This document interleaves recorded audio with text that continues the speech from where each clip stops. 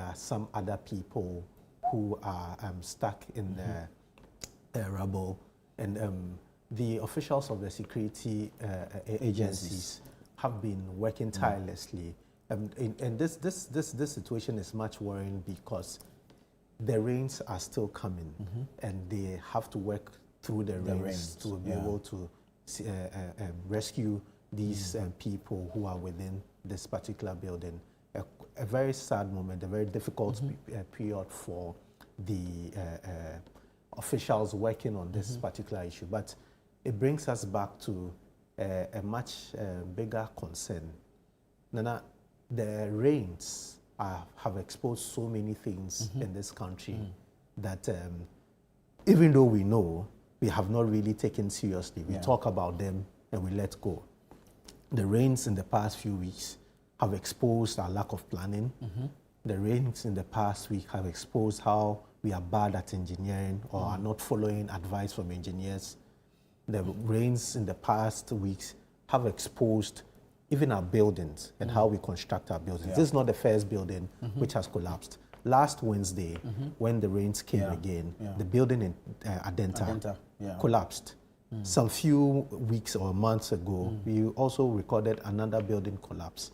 And it's becoming very worrying, especially as we've always said that what are the rules, what are the regulations, what are the officials doing to ensure that people are following the regulations.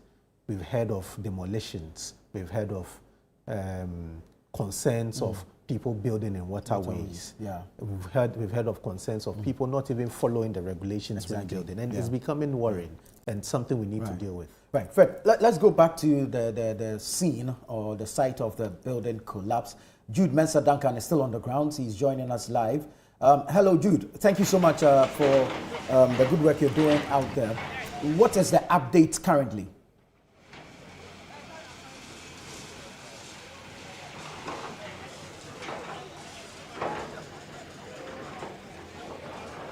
Well, we're still working to get Jude to speak to us on the update as the search and rescue operation led by the Ghana National Fire Service is underway at Avenor in North Kaneshie, where we understand a 3-story building which is still under construction has collapsed. Authorities have confirmed the death of one person, and one has been rescued and is receiving treatment. We're praying and hoping that all other victims will be rescued alive. Let's go back to Jude Duncan. Jude, thank you so much. Hello. I'm asking what the update is currently.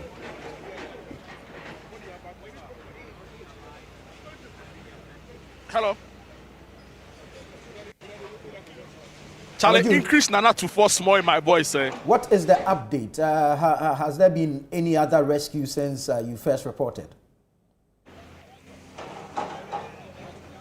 So Nana to 4, the update here at the Avenor, the site where the building collapsed, is that one more person has been retrieved. Hello, Nana to 4, can you hear me?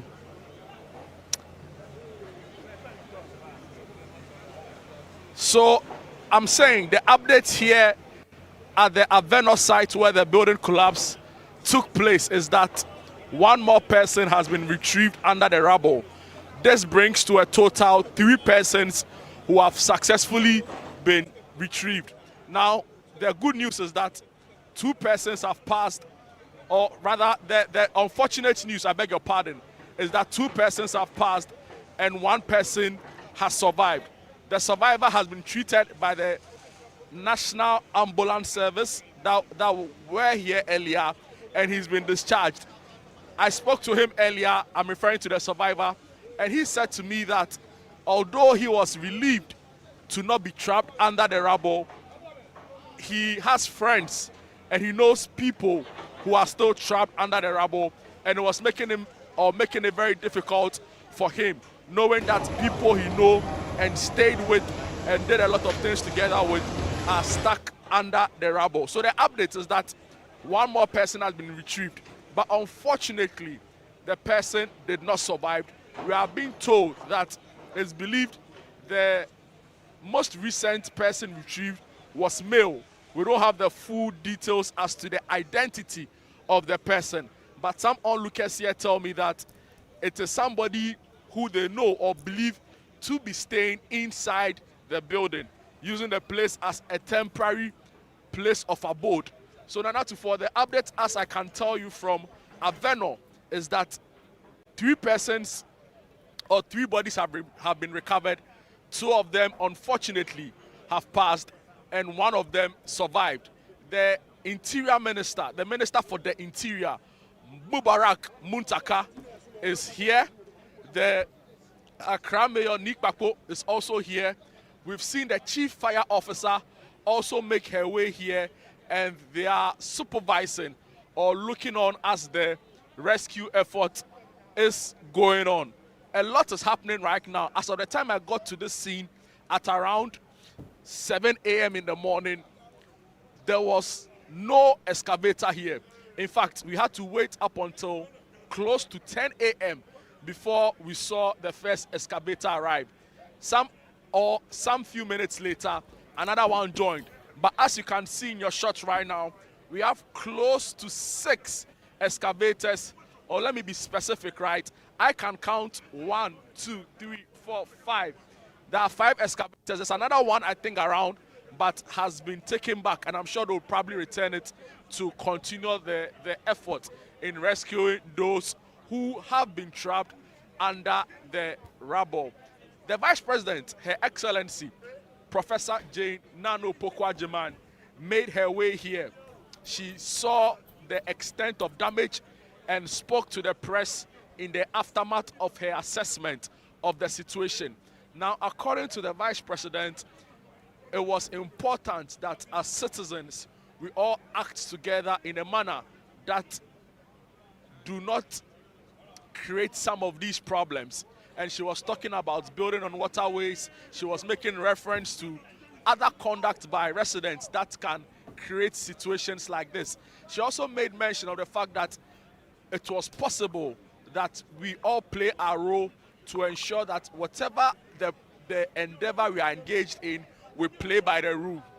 Play by the rule in the sense that we go through all the right processes required in terms of documentation, in terms of building permits, so that instances like this do not repeat again. So those were the words of the Vice President. She also took time to commend the officials who are here working, helping with the rescue effort. She thanked the police service, the military, the Ghana National Fire Service, the ambulance service, as well as NADMO and officials from the National Security for their effort in trying to retrieve and rescue persons who have been affected by this. The Member of Parliament also took time to engage me. I asked him questions around the delay in the excavators arriving on time. And he said to me that although the DRIP project gave each district an excavator, the movement of such excavators, because of the nature of these heavy machines, require that other things are put in place before they can move.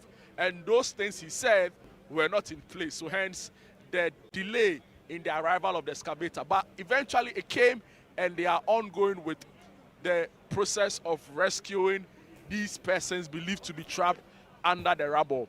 Initially, we were told that between 2 to 3 persons are trapped in there. So far, 1 has been rescued. 2 more persons are in there, believed to be a mother and a baby or a child. So we'll be hoping to get as much information as possible so that we can share with the public as this rescue effort is ongoing. So many officials here, most of them have spoken to us already.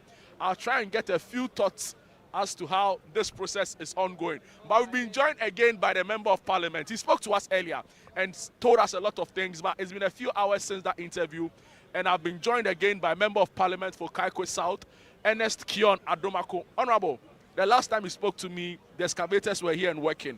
Since then, we've seen that 1 more person has been retrieved in the ongoing rescue efforts. What else can you report to us or tell us about this process? Currently, there's nothing to report, but you just said it all. You were here and you saw everything that was happening. So we are told there's 1 woman and a daughter in there. So we are still working. I also saw that you were very busy helping with coordinating the process, showing officials where they could get what to help with the process. What would you say has been your role since you got here?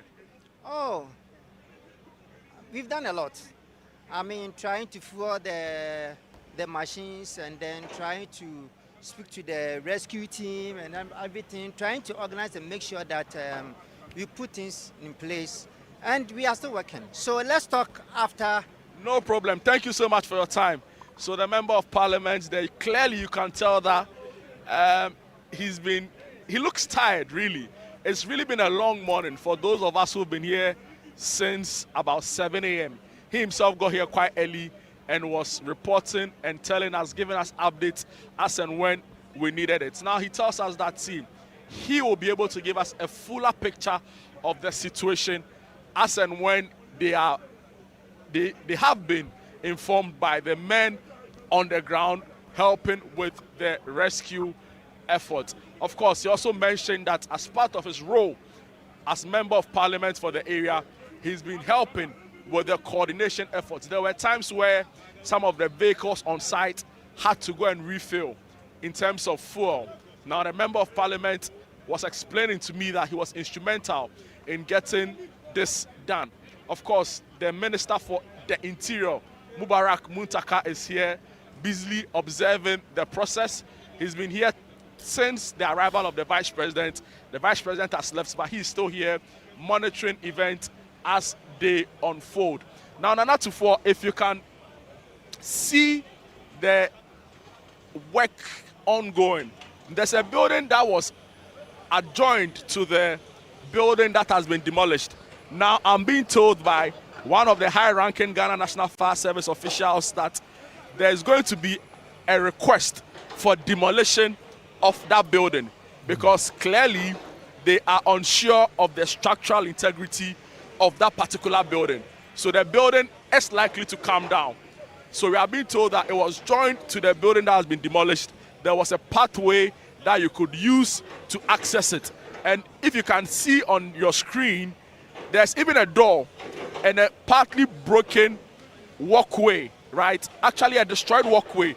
Now I've been told that it was possible to access the collapsed building from the building still standing.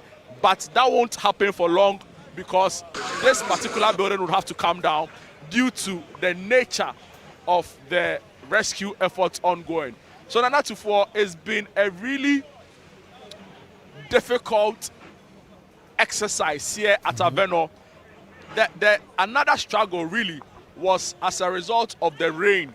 It made the work quite difficult for the officials on the ground because they had to work, under very intense conditions. Another struggle really was that when we got here, we could see an electricity transformer right in front of the building. Now, it was very difficult for officials to be able to get inside to where the debris is because of the hindrances that were in their way. And I'm making reference to the electricity transformer as well as other electrical cables. Now, what has happened is that officials from the Electricity Company of Ghana were here and they disconnected the high tension. In fact, I'm being told, I've been prompted that officials from the ECG are still here working on the wiring or electricity wiring in the area. What we do know is that all of the high tension poles that were connected along the stretch have been disconnected. So there's no electricity in the area, and that was to give access and give room for officials to be able to get in there and do the hard work of evacuating persons believed to be trapped under the rubble. Now, Nana Tufo, we also know that when incidents of this nature occur, there is a central command post that is created at the accident or disaster scene. Now, when we got here, we didn't see any of that, but I managed to get an interview with Honorable Teddy Addy. Now, he's the deputy NADMO boss, and he said to me that the command post is currently, or at the time, was a makeshift command post, which was directly opposite where I'm standing. Now, where I'm currently standing is right in front of a latex foam shop. Now, under a little shed there, a temporary command post was created. Now, we are being told that officials are trying to get access to Melcom, which is a big shopping center on my right, to be able to get in there and use their facility as a makeshift command post so that they can get in there and draw up strategy and operational, command or operational ways to go about this rescue effort. So a lot has happened really in the past couple of hours. It's been grim really for those who are working, trying to retrieve the persons, for onlookers and other eyewitnesses here, and for people who know the area very well. They tell me that they are not confident of any successful attempt in rescuing these persons alive. The National Fire Service boss, who is heading this operation, tells me that it's a 50-50 chance, and it is very likely that they may be able to rescue some people alive. 2 more persons are feared in there. It could be more, because again, eyewitnesses tell me that the particular building that has collapsed is sort of a haven for some persons who don't have accommodation, who don't have homes. They use the ground floor of this building as a place to try and rest when it's raining or during the evening when they don't have any place to go. So they know of only 2 people who actually stay in there. But for persons who use the place as a temporary place of shelter, it could be more. So Nana Tufo, what we are seeing right now in your shot are officials from the Ghana National Fire Service. They are putting in place some efforts to try and go inside to ascertain what the problem can be. We've seen them also head to the transformer to make the necessary checks before they get inside. I'll try and get someone from the National Fire Service to explain to us what is actually happening. We've seen that they are trying to get into the Ghana National Fire Service. We are trying to get into the electricity meter, but we are not sure what exactly is happening. So we'll be joined very shortly by a chief fire officer or one of the heads of the fire service. He goes by the name Mr. Osmond Enum. Now let me say that Mr. Osmond, when I got here, was already here. Eyewitnesses say that he's been here since early in the morning, and he'll be sharing with us what exactly is happening as far as their operational strategy is concerned. They've set up behind me and they want to share a few insights into this. Hello, welcome, madam. This is Channel 1 TV. Thank you. I've seen that your men have been here since morning. In fact, some of the eyewitnesses tell me that the Ghana National Fire Service were the first people to arrive here. And a lot has happened since then. But currently, we are seeing that your men have lined up and are trying to work on something at the ECG transformer over there. What exactly is happening? Are you able to explain to us? Yes. We need a vast area to work, but the transformer is actually interrupting the activities of the earth movement machine. So what we are doing now is that we are just trying to cut the stance of the transformer so that we'll look for one of the equipment to lift the transformer from the place so we can get the clear area to work. So if I get you correctly, this transformer is about to be collapsed to create a bigger working space for your men. We are not collapsing it. We are lifting it from where it is now to a safe place. And after the operations, ECG looks at how it mounts it back. Are you able to explain to our viewers, for the purposes of education, the kind of machinery you are using in this exercise? This is a cutting tool. It is connected with a hydraulic means, but the cables to the hydraulic means are so delicate, so we should ensure that nobody walks over it. And that is why we are putting our men on both sides to check for no movement. And nobody should be within the area of work. And that is what we are trying to do. How long will this exercise, how long is it expected to go on for? Oh, I believe it should be less than 15 minutes. They should. Thank you so much for your time. But finally, before you go, I've seen that you have been very busy today, together with your chief fire officer and other officials here. But what can you tell us about the process itself, the main rescue efforts ongoing? One body has been recovered. Are we to expect a lot more bodies still under the rubble? Well, from the information gathered, when we arrived around 10 past 5, we were told that there were 4 people in there.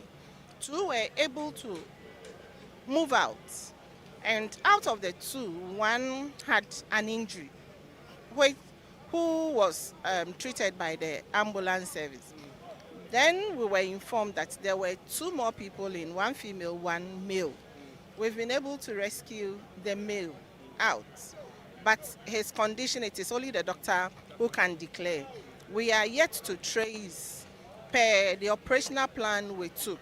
We are now targeting where the female is so that she would be rescued. Interesting. We are also told that she has a child in there. Is that a confirmed report? Currently, we actually spoke with the caretaker of the place, and we were told she sleeps there alone. So that information might not be right. Because none of us here lives there. He has been here with the people, and that is the information we've gathered from her so far. All of this, do we know who owns this building we are referring to? Currently, as I stand, our aim is to get the rescue done, and I think that will be a latter information to be gathered. The other concern is that the building right next to the one that has been or that has collapsed is a concern for many. Do you have an idea what the next line of action will be in relation to that building? The Interior Minister has earlier mentioned that that building should be pulled down. But as it stands now, when we try to pull it down, it would actually affect our work in progress, because already there are a lot of load there that needs to be carried out. And I believe that would be done after the victim has been rescued. Madam, please, my final question, and thank you so much for your patience. When are we to see men actually try get under the rubble? Already we've seen a few of your men walk on there. Currently, there's even a soldier up there as well. But when are we to see men get inside as far as the rescue efforts are concerned? You seeing them there was for us to map a strategy of how to evacuate the woman that is there. And the debris at its stance should be removed in layers, because if we don't take time, we may also hurt her if she is alive. So that is why that delay, because you need to be strategic to do all those things. Thank you so much for your time. Your name, please. I am Deputy Chief Officer Roberta Agriganson, the Director of Operations, Ghana National Fire Service. Grateful for your time, madam. So, Nana Tufo Boateng, the exercise I was struggling to explain, we've got some clarity to it now. And it is that the Ghana National Fire Service are trying to remove the electricity transformer you can see in your shot, because we are being told that it is getting in the way of the rescue effort. Now, they are not doing it alone. They are doing it together with officials from the Electricity Company of Ghana, after which the proper assessments will be done, and if it has to be reinstalled, it will be reinstalled. We are being told that the machinery being used in the process is a cutter, basically, and that is to cut some wiring that has this meter fixed in its current place. So that is what is ongoing right now, and the reason for it is that it is to give a broader working area for the rescue effort. Now, Nana Tufo Boateng, another thing also is that we've received confirmation that the Interior Minister, or the Minister for the Interior, Mubarak Muntaka, has raised concerns and to a large extent called for the demolition of this building. But the only reason why it's not been demolished yet is that it may impede the ongoing work to rescue some persons believed to be under the rubble. If they are still alive, it will make it very difficult for officials to get to them. Hence, the reason why it's not been demolished. But the word we have confirmed is that this building would also come down because its structural integrity has been severely compromised in the aftermath of the collapse of this building. Now, I tried to ask the fire officer if they know who the owner of this building is, because in all of what we've been reporting here, the owner hasn't come up, right? And they said that, or she said to me that as first respondents working to fix the situation and rescue lives, they are more interested in making sure that that key objective is achieved before any other matter is looked into. So it's a very, very grim situation over here. It's one of it's been very difficult, I must say, because we can see that the officials are having a very difficult time trying to clear through the rubble. We are being told that was a 3-story building. We've had conflicting reports on that. We are yet to properly and officially confirm that. We are also being told that a site plan has been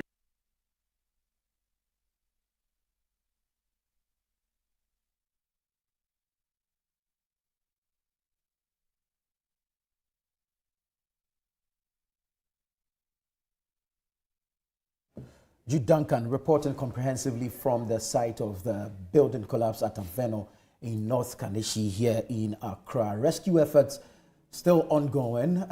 We understand there's an ECG transformer that is impeding or obstructing the rescue operations, and so that particular transformer will have to be relocated for the time being as the operations continue. Fred, so we've heard from Jude what the efforts are, where they've gotten to.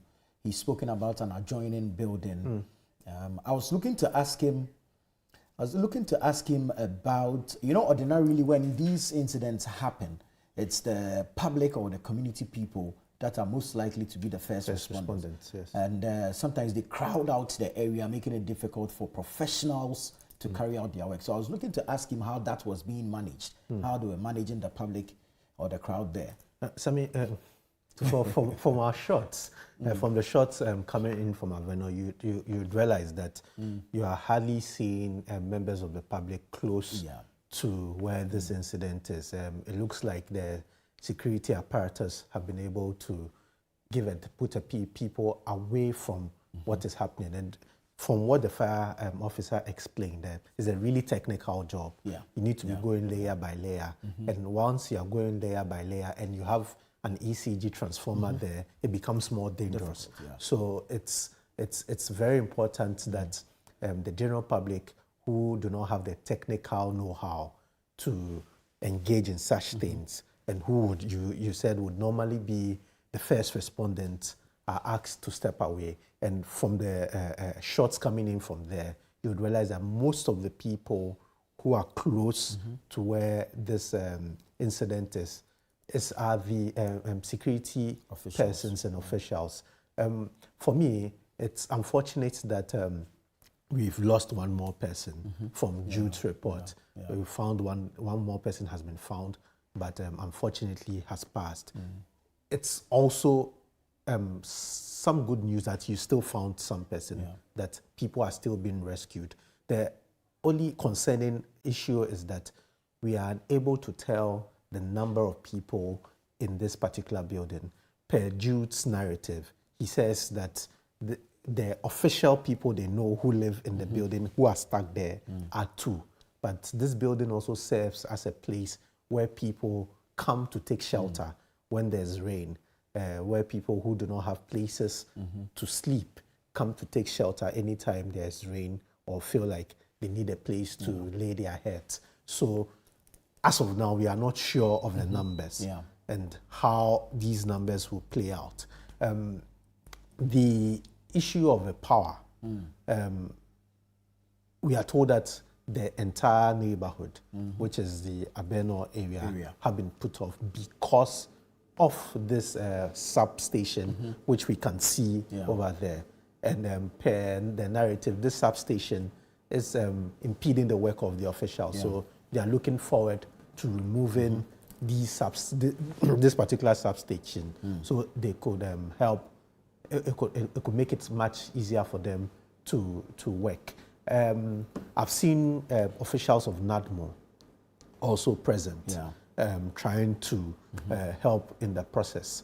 They are officials of the National Ambulance Service, which is also very important in such cases where as soon as you see you're able to retrieve a victim, you just get the person into for treatment. The excavators are currently doing what they are expected to do. This reminds me or draws me back to somewhere 2012, November, when we had that unfortunate Melcom building collapse. You recall that at the time, it was even very difficult to get certain excavators to get the rubble out and rescue people. We had to get help from Israel to be able to do that. Looking at what is happening today, we have seen that the Ghanaian officials themselves have been able to bring these excavators to help in the rescue mission, which is quite good. But then the issue still remains. Which people are in charge of these communities? Which officials? This falls under the AMA, as we are told. Okankwe South. Yes. So it falls under the Okankwe South municipality. Who gave this permit? What has been the inspection, the structural inspection of this building? When you check the Ghana Building Code, which I'll take you through later, and the laws which guides and regulates building in this country, there are so many different phases which officials are supposed to go through before finally even allowing people to occupy the building. Which some of this, a lot of the times we do not follow, or we'll go through this process. But before we go through this process, we'll still have to understand the workings of the rescue mission. In time past, you would hardly get officials speak to you to update you on exactly what is happening. But I think that our officials are learning. They are constantly updating the general public as to where the search has gotten to, where the rescue has gotten to, and we should say kudos to them. Very well. Let us go to Michael Kosidede. He is an engineer. He joins us via Zoom. Let's pick his thoughts on the building collapse. Engineer, thank you so much for your time. Thank you for joining us. Let me find out from you, how worrying is this? In a space of about 4 days, we've seen 2 buildings collapse here in Accra. How worrying is this? It is particularly worrying based on the history of these events. Like the gentleman in the studio has mentioned, clearly we've had Melbourne collapse many years ago, and many other buildings have collapsed in the past. But it looks like we are not learning any lessons from these building collapses. And that is the sad part of it. Because in all of this, if you were to ask anybody, where is the official report from the Melcom collapse? Very few people can tell you where it is. The truth is that if we truly want to learn from disasters and to prevent them in the future, what we should be doing as a nation is to be sharing these reports. But it looks like whenever these reports are done, even if they are ever done actually, they become like public secrets or confidential documents that are not shared with the public. If you don't share the reports with the public, how do people learn from the past events? So for me, the worrying part of all this is that we don't seem to learn from the past because the reports are never shared. They are treated as secret documents, which is rather the sad event. Because if you look again, in the past, there have been a lot of market fires. Where are these reports? Right. And let me give you an example. If you were to go online today and look for disasters that have happened in other countries, the Fukushima disaster that happened in Japan, the building collapses and the fire incidents in the UK, the bridge collapse in Italy, you will find all these reports online. Because as a safety professional, I look at these things regularly. But if you were to search here in Ghana, you will never find any of our reports. So for me, that is one thing that we need to ensure that whenever accidents like this happen, the reports are made public so that people can learn from it. So for me, that is my very first comment. Right. And please like any other thing, okay, you go ahead with your question. No, I'm asking that you go ahead. Okay. So again, the next thing is enforcement of rules.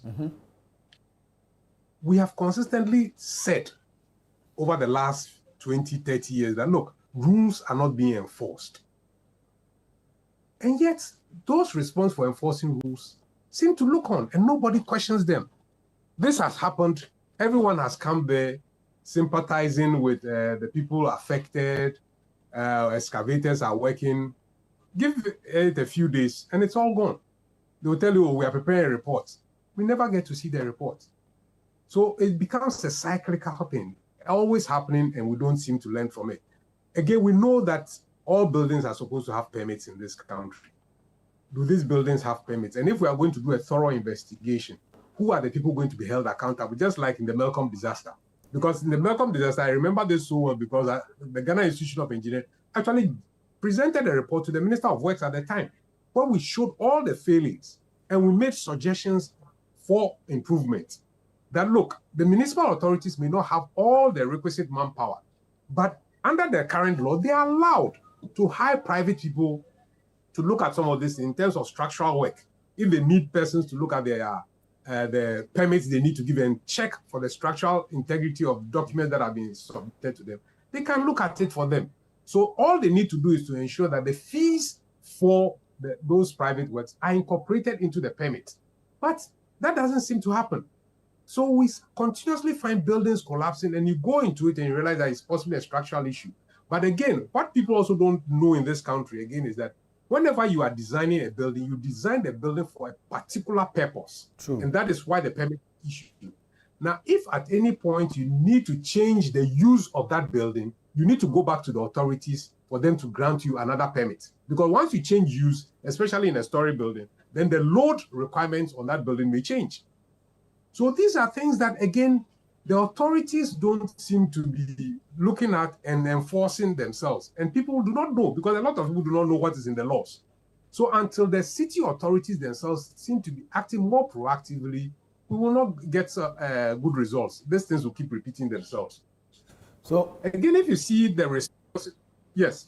So clearly, we haven't been up and doing regarding the enforcement. The other bit of it is accountability, especially after incidents of such nature occur. We don't hold people accountable, so lessons are not learned. There's no public closure on these matters. Exactly. So let me just cite a recent, and that is why a lot of people went up in arms when recently Professor Acosta's report came out, because some professionals had been held responsible. And this was about the first time such a thing has come public. In all of these building collapses, no one is mentioned. The authorities responsible, the municipal assemblies, no one is mentioned. The engineers, the planners, the architects, no name is mentioned. Why is that? And these are the things we need to check. And if none of these professionals are included, then who allowed the building to go up? These are questions we need to ask. But we all hide under the fact that it's a system failure, so nobody should be held accountable. But I said no. When a system collapses, a system is developed by people, maintained by people, and operationalized by people. So at the center of every system are people who can be held accountable. So we shouldn't hide under the guys that, it's a systemic failure, so let us see how we can improve the system. Systems are designed by people, they are maintained by people, and they are managed by people. So again, we should be able to hold people accountable. But the practice where we don't hold people accountable is partly also responsible for these things. If you look at the rescue reports, for a nation that is clearly beset with all these things on an annual basis, in any safety, we as safety professionals, one of the things we say is that in safety management, one of the things you want to do is to prevent events from happening. You don't wait till the disaster happens and then you scramble out there trying to rescue and things like that. No. You plan to prevent things from happening. And the planning to prevent things from happening is to ensure that all these permit requirements and things are done properly. If you spend 70% of your time or more trying to prevent these things from happening, then you hardly encounter such situations where clearly you see the emergency response itself is not the best. So I saw your reporter asking about the control command center. Clearly, we're not prepared for it. Now we are now waiting for Melcombe to say you can come and use our premises. Clearly, these are not don't look professional enough. So these are the things that we need to. So if we are not ready to spend 70% of our time on the preventive side, then we should be ready for the rescue efforts. And the rescue efforts clearly too, we are showing that we are not ready. And this will then increase insurance costs in the future, because then insurance persons or companies become more skeptical about what is going on within the society, and therefore their premiums are likely to go up. And these are the things that we as a nation need to think through very carefully and ensure that we develop a robust system to protect the public. Right. There are also instances where the building plans can be properly vetted and approved by local authorities. However, during the construction itself is where people cut corners that lead to some of these disasters. So what should happen after the approval of the permits? So again, within the law, when I say LI 2465, it clearly states that after a permit has been issued, there are going to be on-site inspections. And when the permit is issued, they tell you when they will come and visit, at every stage when they will come and visit during construction process. This is to allow them to ensure that, one, you are going according to the permit that was granted, because in that permit, even the choice of materials that you are going to use are supposed to be specified and known, especially when it comes to high-rise buildings. So they should be able to come on site and test and ensure that, yes, you are going according to the plan that has been approved. So without these follow-ups, nothing will get done, because, again, people want to cut costs, especially if it's somebody putting up the building for himself. Sometimes they want to cut costs. You remember the incident that happened in Cantonment a few years ago where some doctor also was supervising a building and then he collapsed and killed him. Again, people think that hiring professionals to do jobs are expensive. So instead of hiring the professionals to do the work, they want to do it themselves. They want to cut corners. And sometimes this is where it ends up. So I am saying that again, that the laws are there to guide us at every stage. So we cannot make an excuse to say that, oh, a permit was given, therefore nothing else could be done. No, a permit is given. But during construction phase, the inspectors are supposed to come around regularly and ensure that the conditions for the permit are enforced. And when the building is completed, they are supposed to give you a permit of habitation, which then says that they have gone through the building, they've checked that everything has been done appropriately, and therefore the building is now ready and fit for habitation. So these are all processes enshrined in law. The question then is, if we are going to investigate this structure, we should follow all these requirements and see whether they have been followed through. If they have not been followed through, who are the people supposed to have done this? Have they done? If they haven't done, let us hold them accountable. So the law clearly spells out the people responsible and those that we can hold accountable. So when we come back and say, oh, there's a systemic failure, please, we need to stop making such excuses.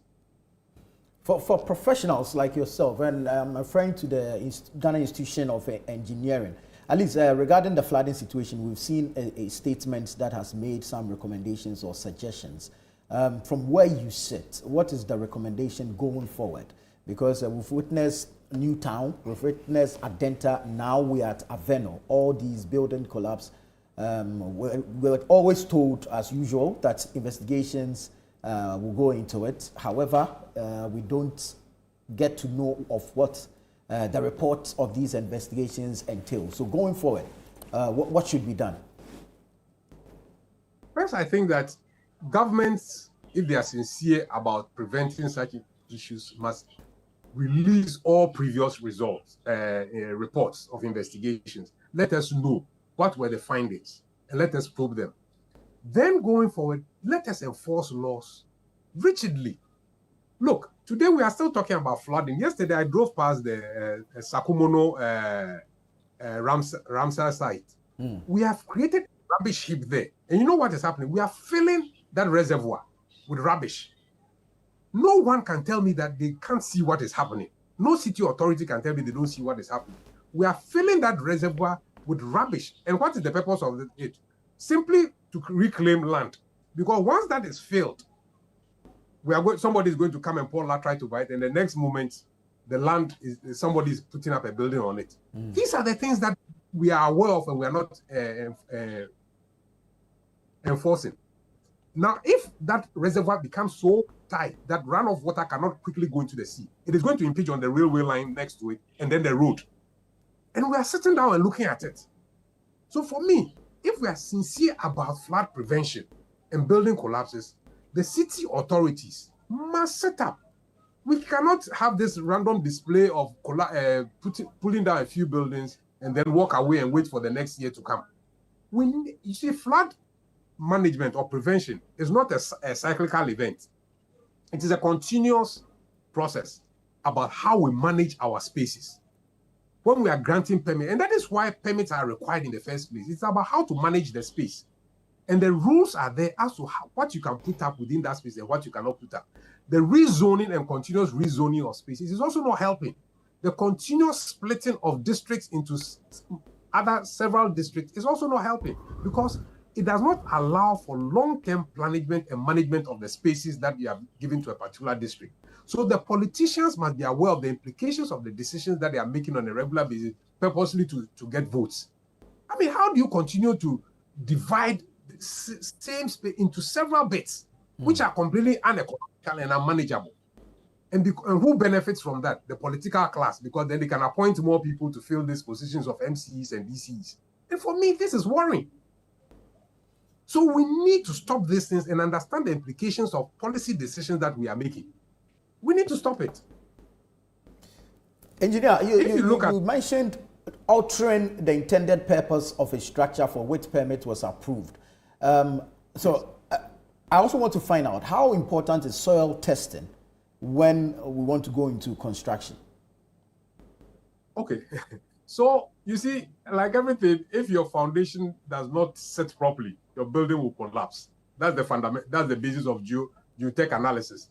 So, especially for story buildings, if you are going to put up a story building, depending upon the height to which you want to go, that will determine the load that is going to be imposed on the soil.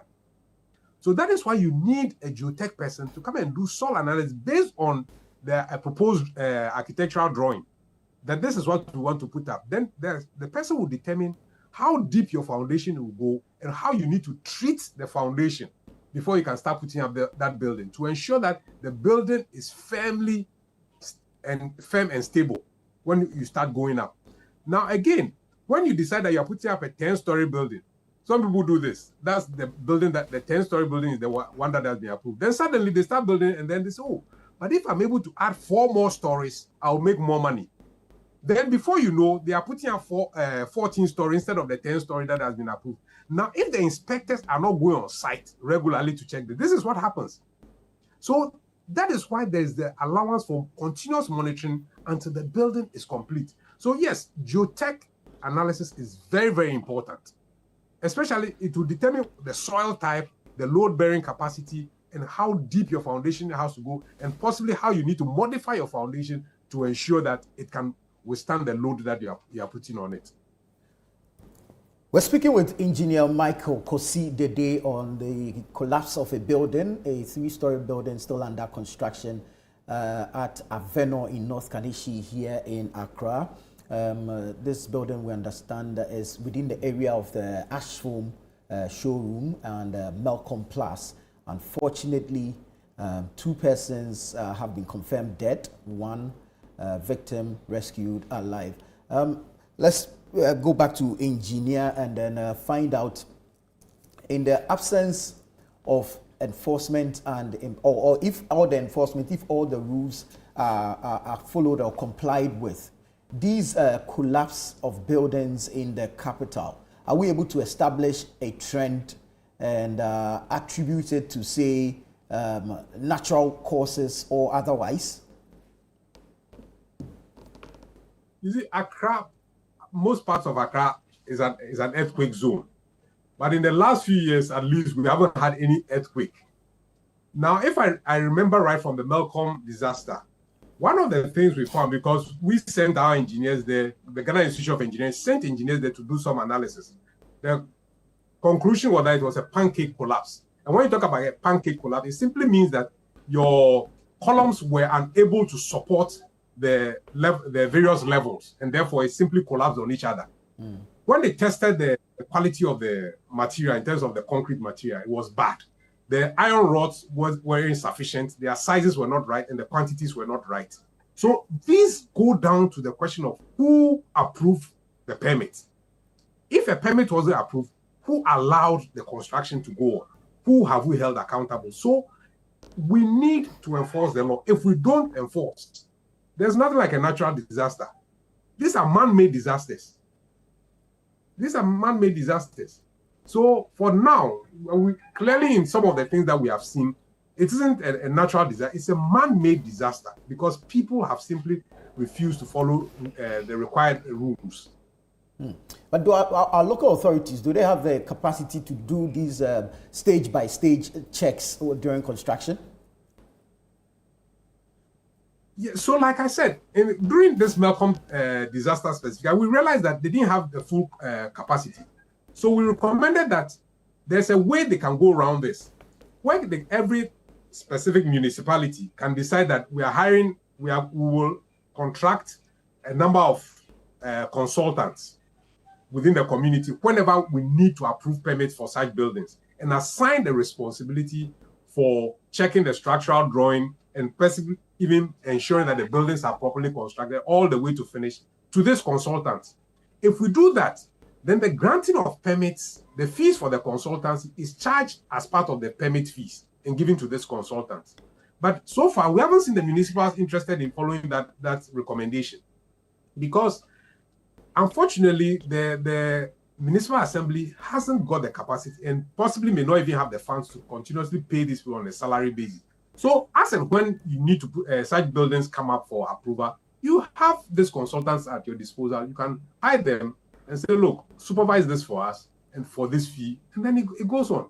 And these are things that, again, for people who understand how a district should be managed, it should be a no-brainer. But again, we dish out district chief executives as favors to political cronies who may have no understanding of what it requires to manage a district. So they simply go and sit in there and see permit granting as a means of generating revenue and nothing else. So they sit in there, the chief executive chairs the permit granting committee, they grant the permit and he sees, oh, another 1,000 has come in, another 20,000 has come in, and they're happy without the follow-through requirements. So for me, this is where we need to look at it. As to whether the municipals have the capacity, they have to determine that for themselves. If they don't have the capacity, they should be looking out and say, how do we ensure that things are done properly? That is why a chief executive is appointed. And these are the things they need to do. Right. Sometimes we see some of these structural failings manifest as cracks. But we tend to ignore that. Oh, it's just a small crack. So we tend to ignore. Is there a process or something like an avenue or a requirement for buildings to be tested even after they have been constructed? And is there like a period within which we need to go back and test the integrity of buildings? I don't recall if there's any lay down rule at the moment for regular structural integrity checks. But now that you mention it, I remember that in the case of the Malcolm one, some of the reports that came out after the building were that people had noticed cracks on the building. Now, if you're a building owner and somebody tells you, I've seen cracks on the building, what do? You request for a structural integrity test. And these are things that can be done easily. But people don't seem to care because for them, it's about making money. So even though there is I don't recall, it's possible it's there for regular structural integrity tests, it is important that when people see things going wrong, they do not sit back and think that, oh, it's nothing, it's a minor thing. Once you see a crack, especially in your columns or beams, then to quickly take this up and get professionals to look at it for you. And they will be able to test it easily for you. And if they need to reinforce that column or beam for you, for the building to continue to stand, they will be able to do that and give you recommendations to that effect. We sometimes tend to do, I know a guy type of thing instead of going in for professionals during construction. So for professionals, what is the concern within that space? That people do not patronize your service, but rather go for, I know a guy, or I have a cousin here, I have a friend here who can do the work. Yeah, I mean, that happens. Again, I say, the bottom line again is people's money. People look at us, hey, I have only this budget to put up there, so And if I go to this professional, he may charge me so much. It begins with architect. People want to dodge architect because look, they say if I go to an architect, he's going to ask for so much. Then the next thing is, hey, if I go for an engineer, he's also going to ask for this. If I go to let me say, any other professional in the built environment, this whatever. So, but the basic thing comes back to those responsible for spatial development controlling, and that is the district assemblies. So if you look in the law, for instance, it says that the structural drawings that have to be brought to the assembly must be approved by a professional with their stamp. The structural drawing must be approved. It cannot just be anybody. So again, the question comes back to the district assemblies. When the person brought that plan for approval, did it have a professional stamp? And that is why I say that anybody involved in that trail can be held accountable. If he had a professional stamp on it, that person exists. And that person can be called to order. So these are the things that need to be done. So this, I know a guy. You can use it for ground houses, simple structure. But once you begin to go up, you need professionals. You cannot do away with professionals. You need them. You need the architect. You need the structural guy. You need the geotech person to do your ground testing for you. So please, people need to respect people's professions. And again, what I see happening again is that these buildings that go up again, it's in clear view of everybody, but everybody walks by. Then suddenly we are saying that the building next to this collapsed one should be pulled down. On what basis are we saying it should be pulled down? It can't just be based on emotions. We should say, let us do a structural integrity test on this building. Is this fit to continue standing? You see, when we don't approach things scientifically, we end up with a lot of emotions. What is wrong with the next building? I don't know. I don't want to speculate. But until there's comprehensive report on it, we shouldn't just act emotionally and say, oh, let's pull down the next building because it is not competent. On what basis are we making that assertion? Engineer, thank you so much. We'll come back to you, but we want to go back to the site live. We understand the Inspector General of Police, Christian Tete Yohunu, is on site. Let's bring you pictures from there, possibly speak to him on what his men have been doing on the ground and what the assessment report he has received yet is.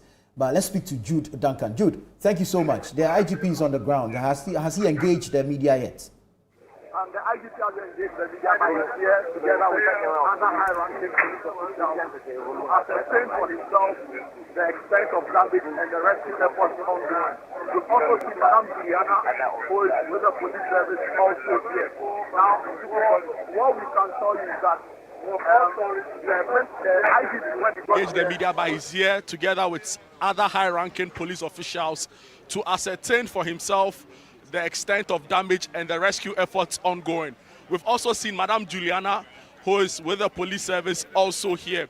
Now, for what we can tell you is that the IGP, when he got here, came to the Minister for the Interior, Muntaka Mubarak, to get a fair understanding of what is going on here. So as he got here, he hasn't even gone down to meet his men who are helping with rescue efforts. He is currently behind me with the Minister for the Interior, Mubarak Muntaka. Now, we could glean some of the things that were ongoing in that conversation between the Inspector General of Police, Mr. Yohunu, and the Minister for the Interior. Clearly, you could hear the minister say that it's very likely, confirmed, that the building right next to the one that has collapsed will come down. He also took time to appreciate the work of the men in uniform, and I'm referring to the police service. They've been here since morning doing a very good job in trying to help with the rescue effort. So basically that has been it with the arrival of the IGP. He adds to the list of high-ranking officials that have been here today. From the Greater Accra Regional Minister, Her Excellency, the Vice President, Professor Jenano Poko-Ajima, was also here earlier, and now we've seen the IGP himself come to also ascertain for himself all that is happening. I tried to move to him for some brief thoughts around the ongoing rescue efforts. Now, he declined to speak to me and said that he would when they get a clearer sense of what it is that is happening as far as the rescue efforts are concerned. So Nana Tufo, that's exactly what's happening right now with the IGP and other high-ranking police officials here trying to do their best as far as rescue efforts are concerned. Nana Tufo, earlier, before the arrival of the IGP, I made mention of another transformer from the ECG that was here earlier.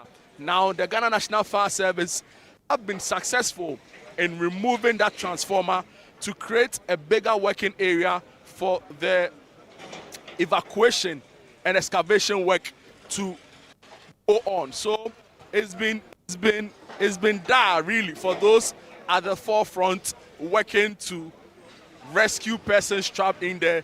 But the good news is that the bosses are here, and when I say the bosses, of course, I'm referring to the IGP and the sector minister, the minister for the interior, in helping, trying to motivate the boys. The regional commander is also here. I've seen him. He's been here for some time now, trying to get a clearer sense of everything that is ongoing. So it is, you know, for the workers here, those on the ground doing it, have been able to get some conversations with some other persons here who have been very instrumental in the work that's ongoing. Some of them have described it as one of the most difficult assignments they've ever had been engaged in. Also, let me quickly add that we've seen the police K9 unit. The dogs were here, specialized trained dogs were here, and they were on the site trying to help with rescue efforts. Now, currently happening is the removal of debris from the site being loaded onto huge trucks so that at least they can get a clearer sense of the remaining space which is being worked on right now. So that is what is ongoing right now. A lots of heavy metals coming in the way, lots of electrical cables, but that has been dealt with, kind courtesy the Electricity Company of Ghana. So Nana, for the update I can tell you right now is that the Inspector General of Police, IGP Christian Tete Yohono, is here together with the sector minister, the Minister for Interior. Earlier, we saw the Greater Accra Regional Minister also come here, but she's taking her leave now and are following keenly as the men on the ground try to rescue the situation. Nana Tufo. Right. Thank you, Jude. But we see that the debris is being carted away. It's being loaded into a haulage truck to be carted away. How many of such trucks can you count? And I'm asking because then, of course, the more the number, then the faster the operation can be carried out.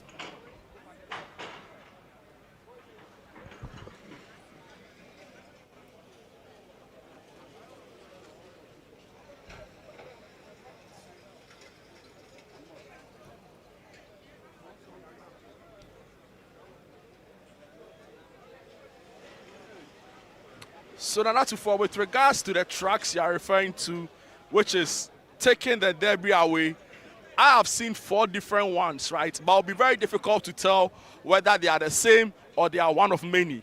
But there's 2 currently in operation right now, but there are others that have been filled and they've sent the debris away. So it will be difficult to try and give an accurate sense of the number on site.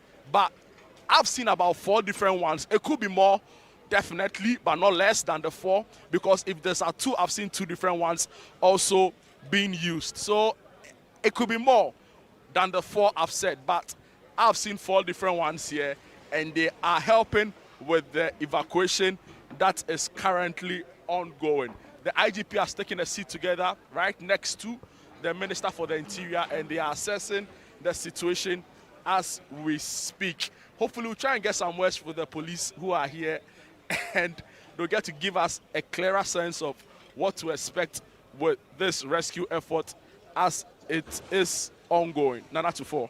Has the road to and from this area, has it been blocked? Has access to this road been blocked? Because we know that the community of members, of course, will be moving in and out of the area.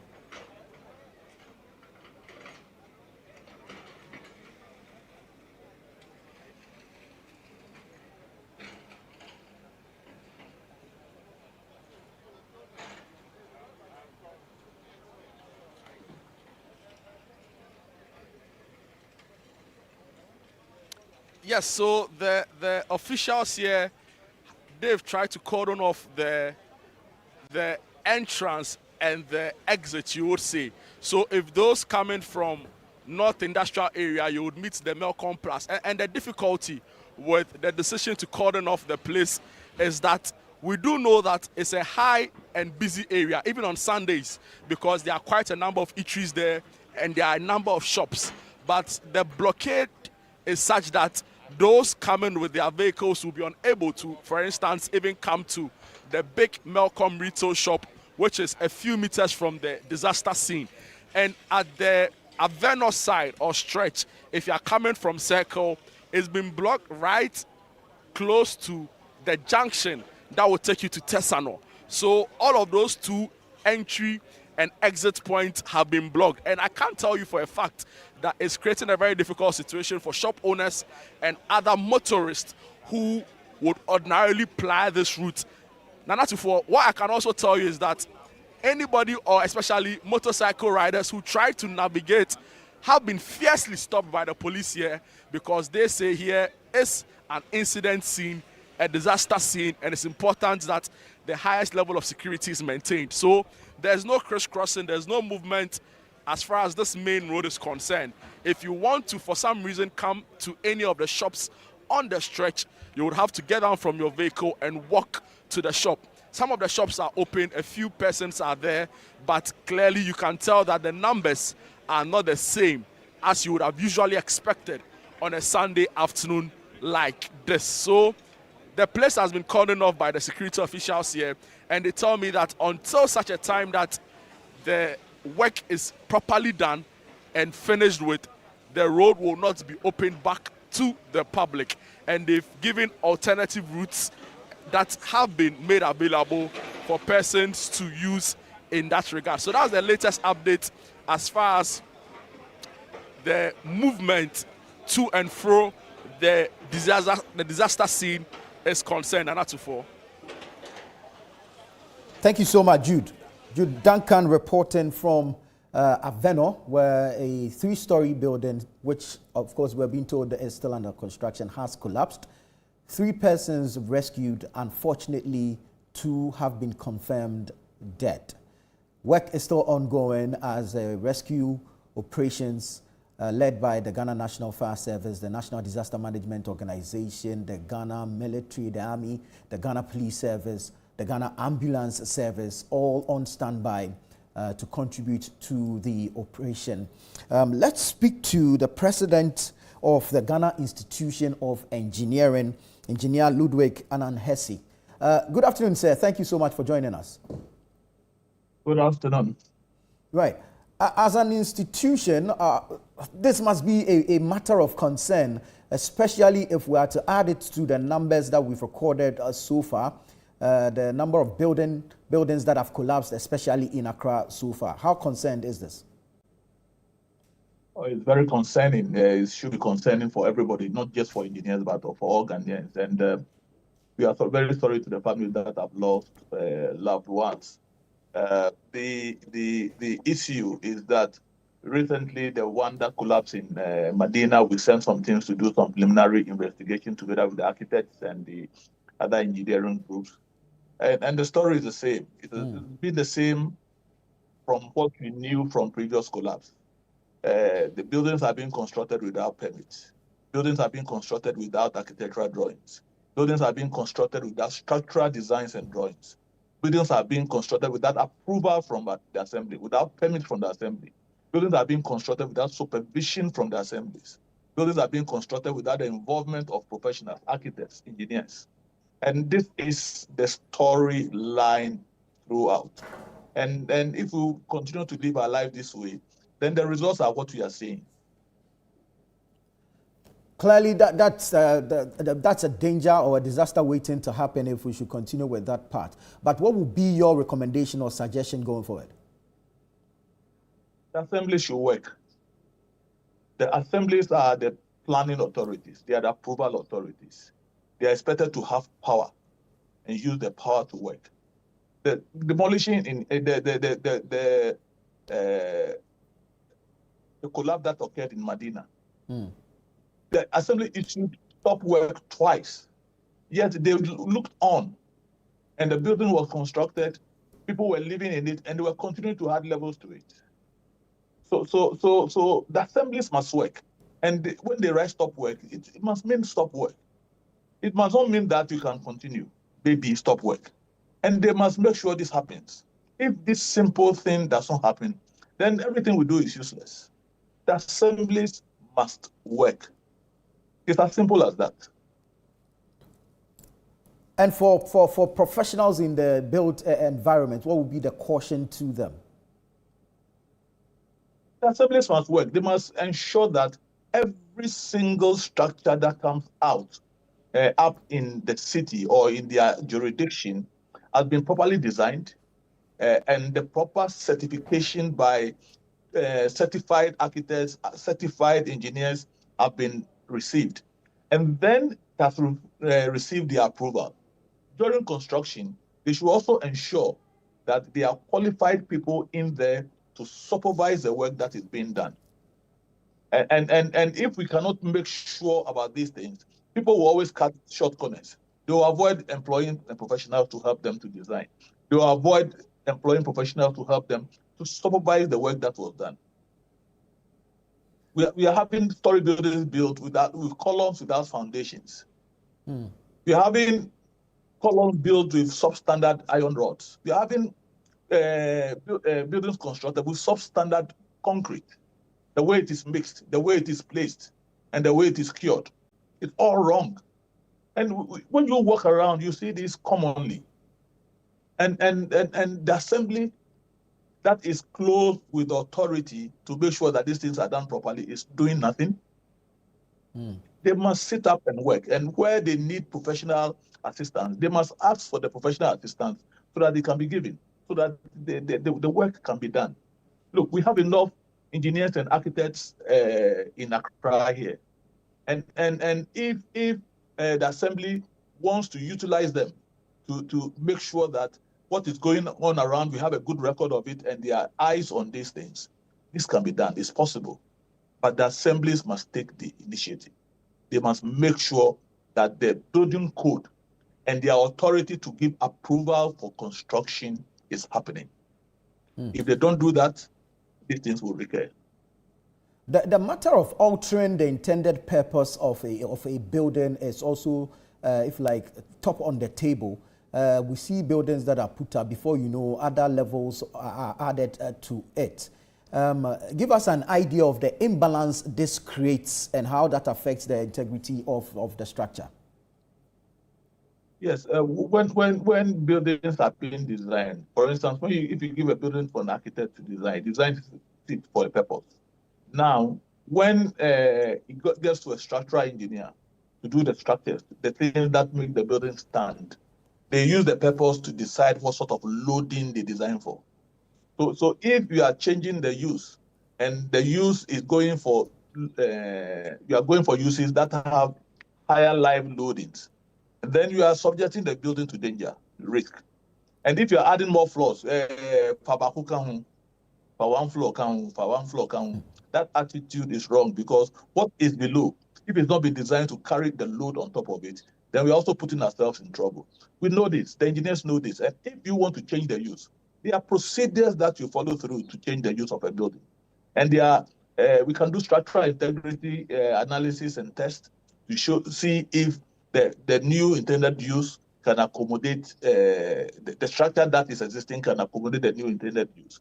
If it can't, and there's need for retrofitting, that can also be recommended and designed. So all things are possible. We can change the use of a building, but we have to do it properly. The assembly has to approve, and you have to get the right advice from the tanker people to ensure that the new use is compatible with the structure. Are you able to give us an idea of, if like, an assessment of buildings in Accra, especially when you drive by, we see construction all over.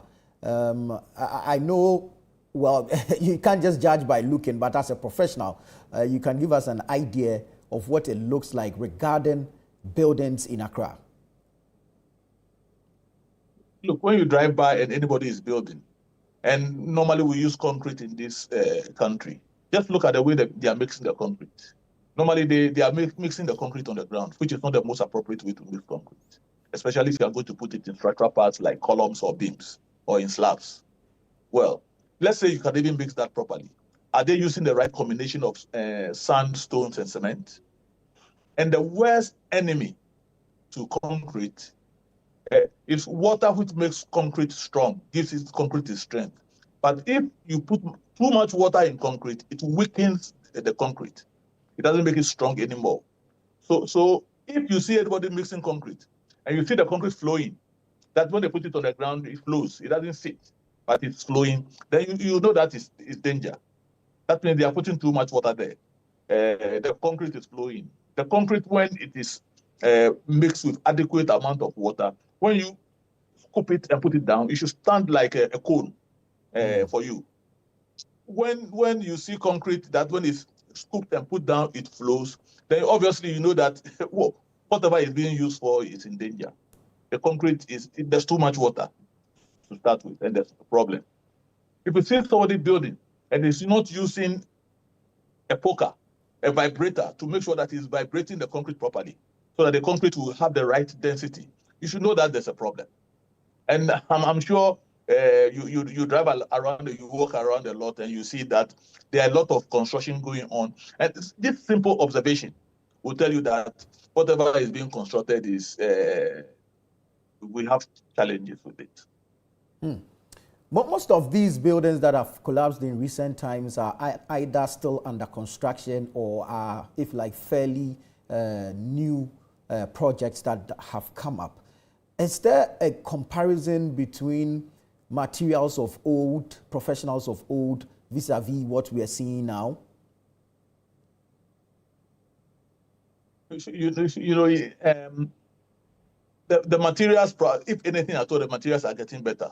In terms of the type of cement, we are getting better. The research is always improving. So the quality of material and there are so many alternatives for doing these things now. And there's quality material.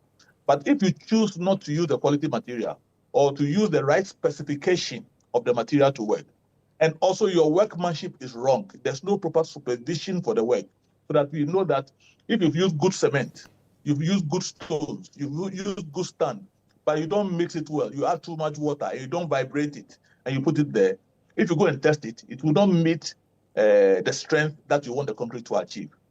And then so it's bad. So it's the workmanship. Our workmen today, there are a lot of people who have not been certified, and they are working as masons, they are working as steel benders, they are working as other things, and they are in the system. And even if they know how to do the basics, they have to do this under supervision. I've gone to building sites, and for instance, you see masons mixing mortar or mixing concrete, and they mix so much that the concrete or the mortar sits there for like 1 hour, 2 hours.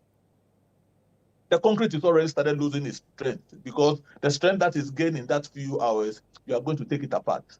And so if I'm an engineer on site, I'll not allow anybody to mix concrete to last more than 30 minutes. After 30 minutes, it should be used. Or when they are transporting the concrete and things in trucks, they put what we call retarders. They put some chemicals in to retard the chemical action of the cement, so that it can travel for a long time before it is laid. But the ordinary Joe you see by the roadside mixing concrete does not use retarders. So in school, we are taught that after 40 minutes, cement has had its first set, or after adding water to cement. And when you break it, it cannot regain that strength again. So you have to mix and place it before 40 minutes. That's what the textbook says. Normally on the field, you say, let's work with 30 minutes so that you have a certain degree of safety. But a lot of the times, you see these things happening and nobody is paying attention to these things, because there are no trained people on the site to make sure that these quality standards are met. So there's so much wrong with the way we do business. And the people who have been close with the authority to make sure that this does not happen are not doing it. And these are the assemblies. Either they don't have enough competent people to get the job done, or and if they don't have, There are so many people in the private sector who can help. And if you're a developer, you're supposed to pay for these services. So it's not the assembly who has to pay. It's the developer who has to pay because it's part of the services it needs to make sure that it has a building which stands. But somebody should make sure that that is happening. And assemblies are not doing this. They are not, unfortunately. And especially when you say these buildings that are collapsing are new buildings that are under construction. Then what are we talking about?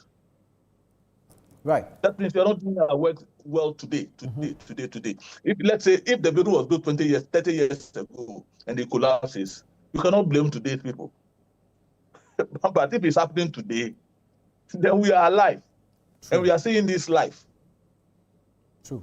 Engineer, I know the institution does its own investigation into some of these incidents. What do you do with the report of your investigations? We give it to the same government. We give it to the assembly. We give it to the Ministry of Works and Housing. We give it to Engineering Council. We give it to the officials. And what they do with it, I don't know. Whether anybody is held culpable. Like the collapse in, there's a report. I just traveled out of the country. I'm speaking outside Ghana now. But there's a report that followed me. I saw it. I just saw it this morning on the Medina building. And really, everything that should be wrong is wrong.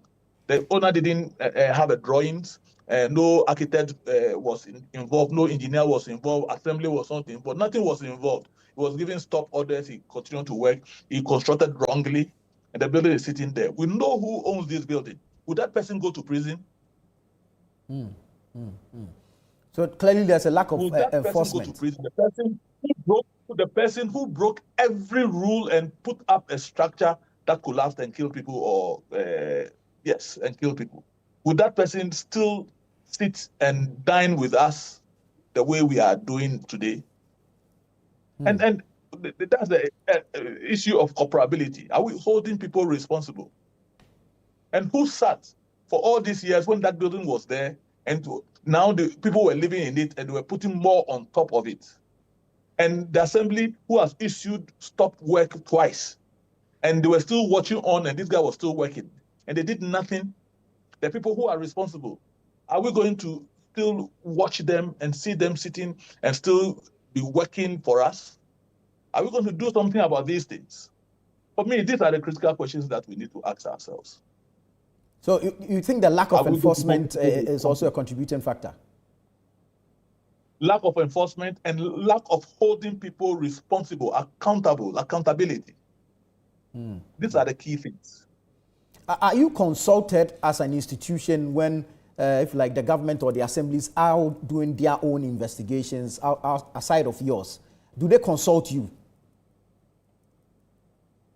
Well, I don't remember that any assembly has asked us to do any investigations, but we've done quite a number of it. And I'm giving you the example of Medina, which happened about a week or two ago. Already, we have a report ready, a preliminary report ready. What happened in Newtown? I was there personally with our team. We took samples. We have a report there. So these reports are made available. And what I'm telling you now, I'm telling you from what these reports tell us. And this information is available to the authorities. We don't have any authority. We can sanction the authorities. We can sanction the developers. So the question is that we are just engineers who have come together, who are interested in excellence in the way engineering is undertaken. And that's what we want to see out there. But there are people who have been close with authority. We go to elections, we elect political leaders, we put them in charge, we elect assemblymen, we elect presiding members, the president appoints chief executives, and they appoint officers that they work with in assemblies.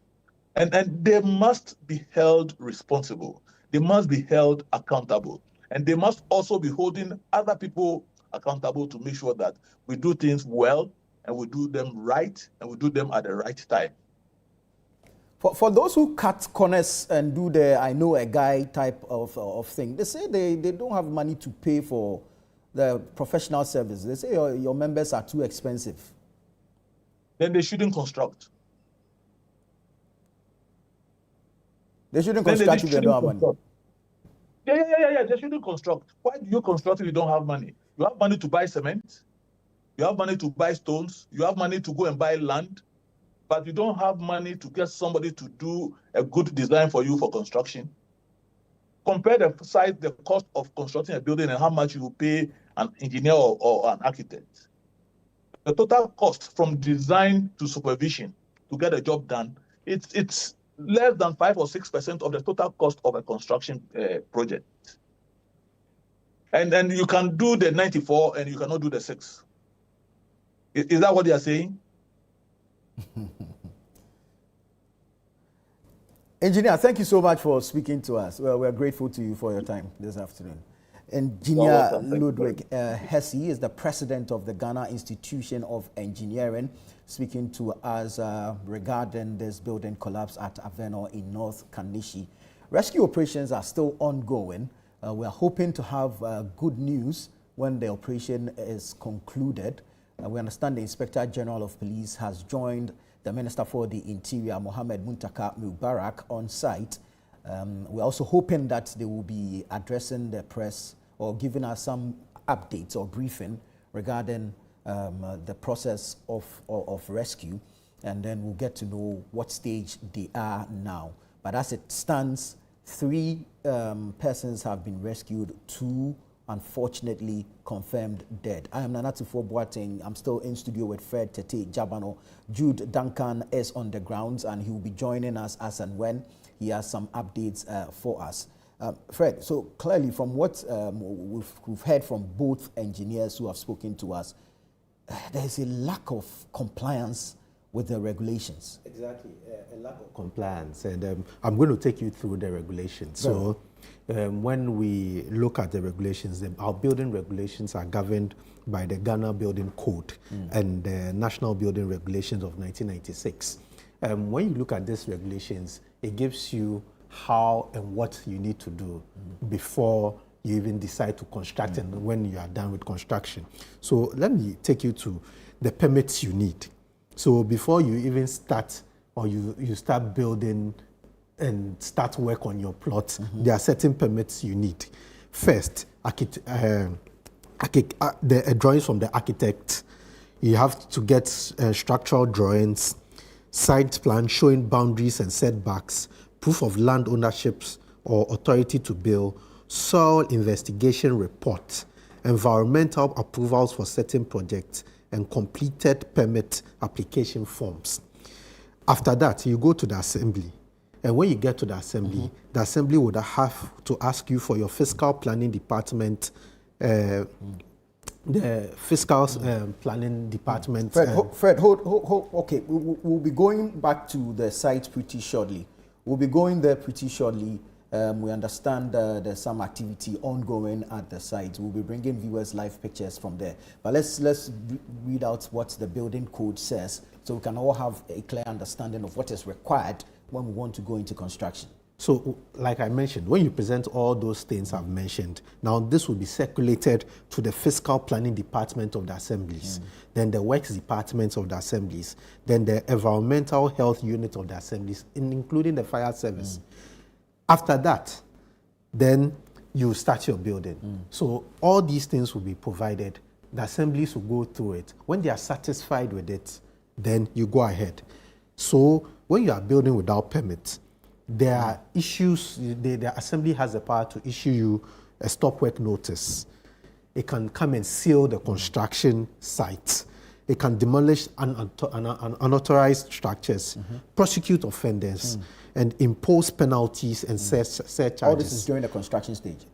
All this is, so the first part is during the construction stage. When you fail to follow all these things and you start construction, the next part is that the assembly can come and issue the stop work. It can come and seal the construction site. It can come and demolish your structure you have started building. Then prosecute you, the person who is building without the permit. Then also impose penalties on the people who are building. After that, there are inspections requirements. So this is even during the building process. There are inspection requirements. So the first requirement is a site inspection. This is conducted for approval to verify the land ownership documentation, plot dimensions, compliance with zoning requirements, building setbacks, and drainage conditions. Then there's the foundation inspection.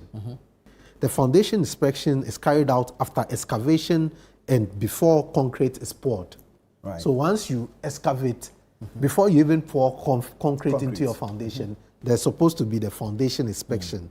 And this is what the inspectors would verify. Foundation depth, then soil conditions, reinforcement details, and conformity with structural drawings.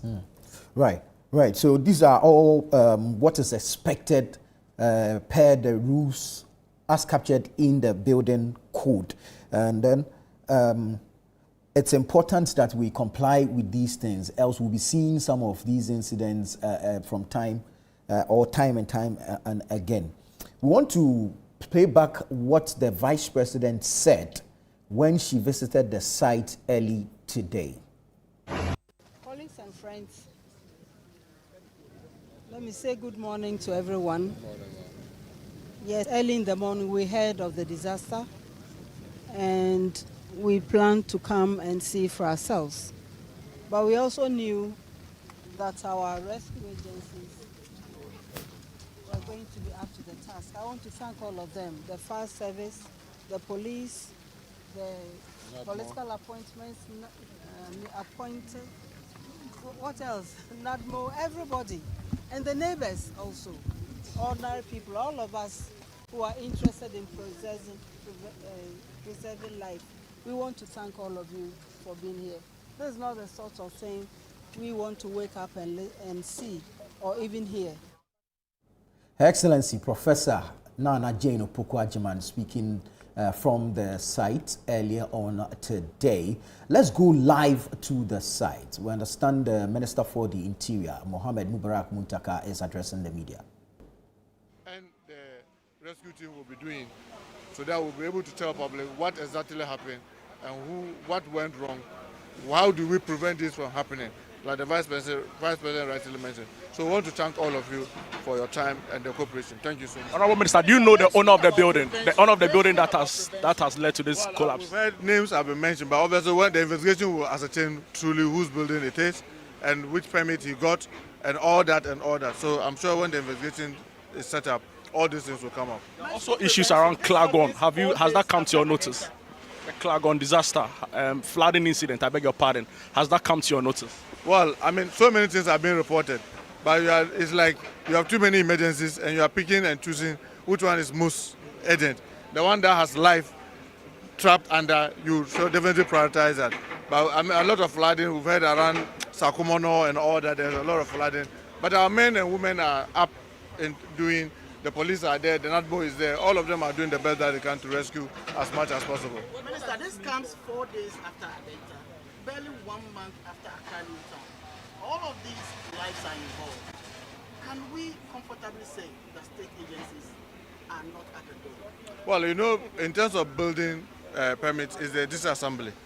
That's why I was calling on the local government ministry and the disassembly to rise up to the occasion. Because you cannot come, let's say, from the Ghana police to determine whether a building should be put at a place or not. You can't come as fire service to determine whether someone should build or not. You can come in, fire service will come in for the fire safety, but the permit to build always comes from the assembly. So we want the assemblies and their engineers to be up and doing so that we can support them to make sure that we have a very safe environment. Without them, they have the mandate to carry it. You cannot cross your mandate and go into other people's mandate and now go and say that maybe, for example, police will now determine who will build and who will not build. That will be infringing on even the laws of our country. So that this assembly should be up and doing. I hope my colleague, the local government minister, will rise to the occasion by talking to the MMDCs for them to sit up and make sure that those that do not have authorization and their building will be stopped. Those who have, they will go according to the specification that was approved and not to be doing anything rather than what is approved. Thank you. So you just heard that the Minister for the Interior, Mubarak Muntaka Mohammed, giving us updates as far as this is concerned. Now he's clear in his thoughts. He's saying to me that we are going to set up the committee. It will be very unfortunate for me to now stand here and tell you that tomorrow the report will be out. when you set up a committee, you may give them a mandate. And now, I mean, like in Tree we say, today is a Sunday. We are here. But what we say that, What happened after yes. the report has been presented? No, I mean, like fire service is here, the Ghana police, IGP is here. I believe that we'll be very swift as much as possible so that at least we can prevent this thing from reoccurring. Thank you so much. Thank you very much, Honorable Minister. So you just heard that the Minister for the Interior, Mubarak Muntaka Mohammed, explaining to us, according to him, there's so much happening at the same time. While we are here,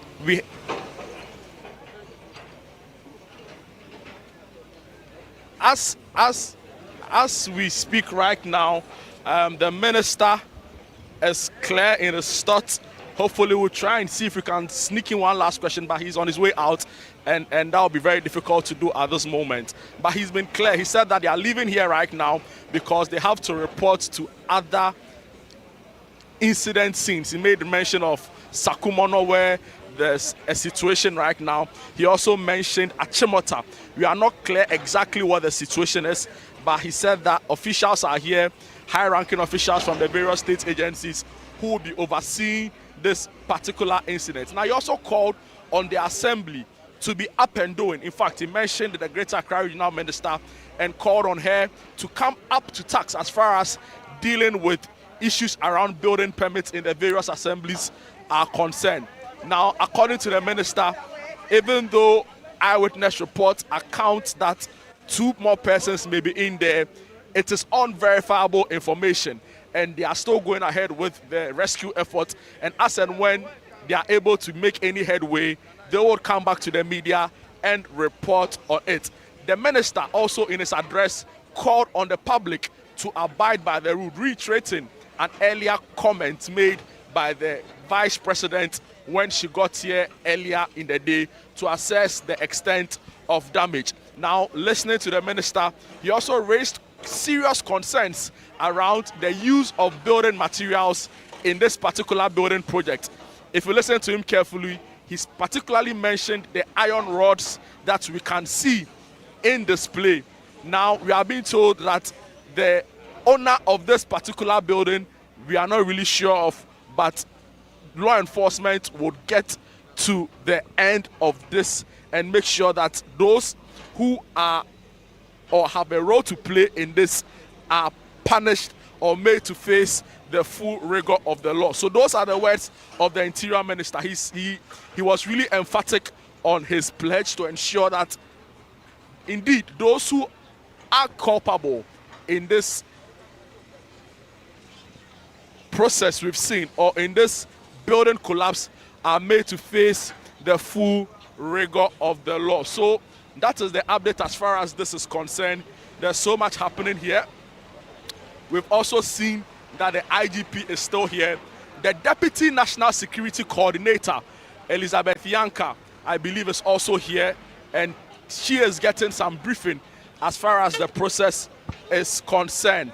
Now, what we can tell you is that the shop before the collapse, or the building before the collapse, had some shops underneath, and the name of the shop was Cutest Trends. And we get this information due to some photos we've seen circulating on social media and some other persons who live by and have confirmed for us.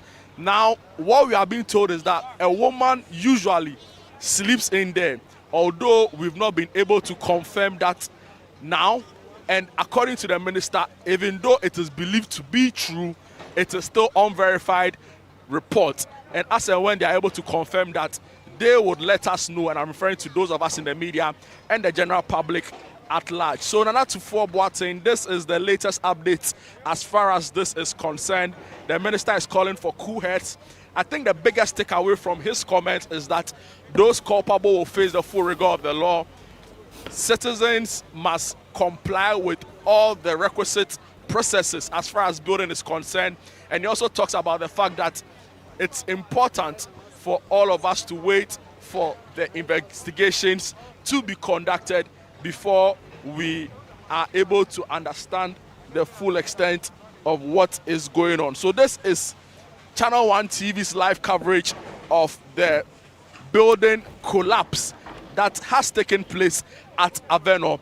Earlier reports suggested that this collapse took place at around 6 or a few minutes after 6 a.m. According to the briefing from the Minister of the Interior, according to briefing from the Minister for Interior, we are being told that the collapse actually took place at around some few minutes past 5 a.m.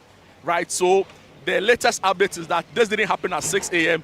It took place 7 minutes after 5 a.m. Now, according to the minister again, by 5:15 a.m., the fire service got onto the scene and began with the rescue efforts for the operation.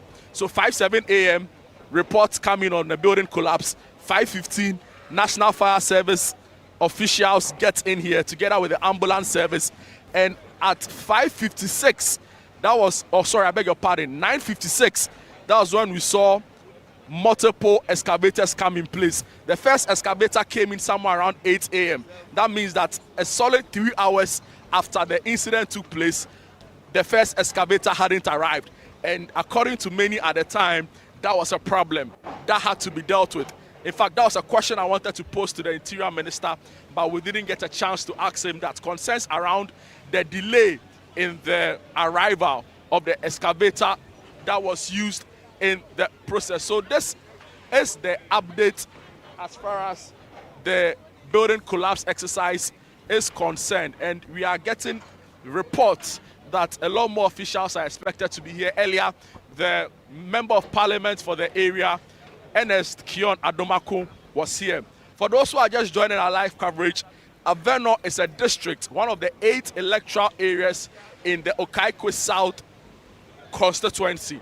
Now, the Okaikwe South themselves are a sub-metro on their own, so they have a DCE, and one of the electoral areas within the area or within the constituency is Avenor, and that is where this has taken place. For those who know the area, it is very close to the Melcom shop, which is exactly on my left.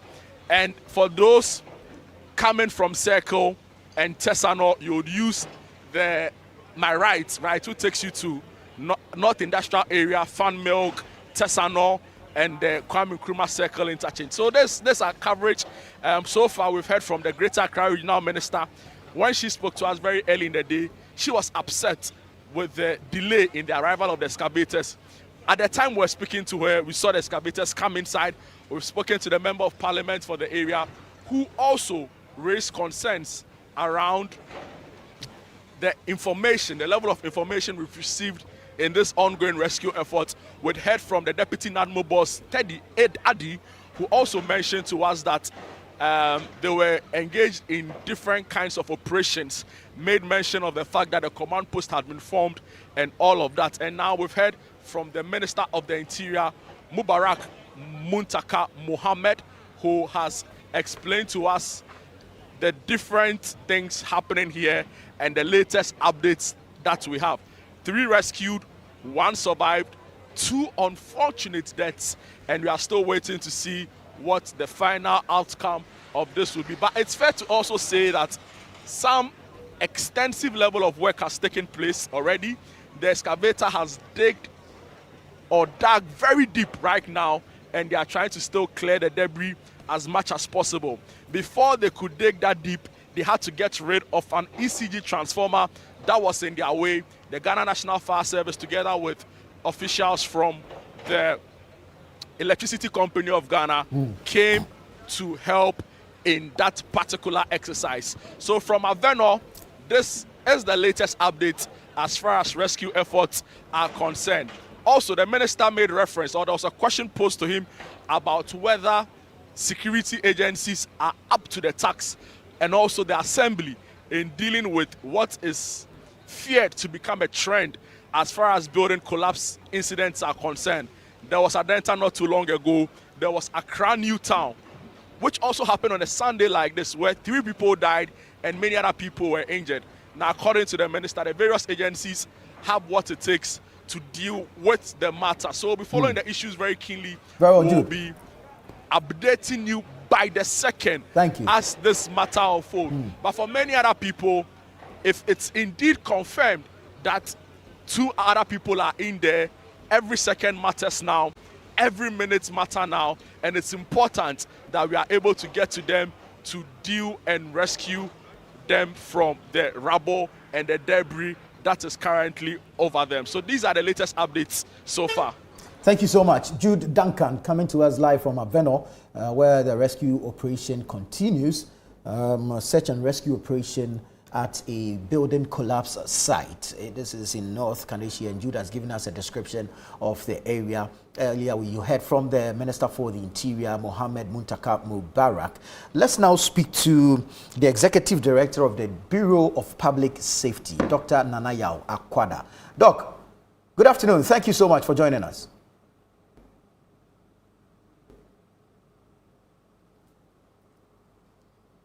Apologies. Good afternoon, and thank you for having me. Great. Doc, public safety again, building collapse again.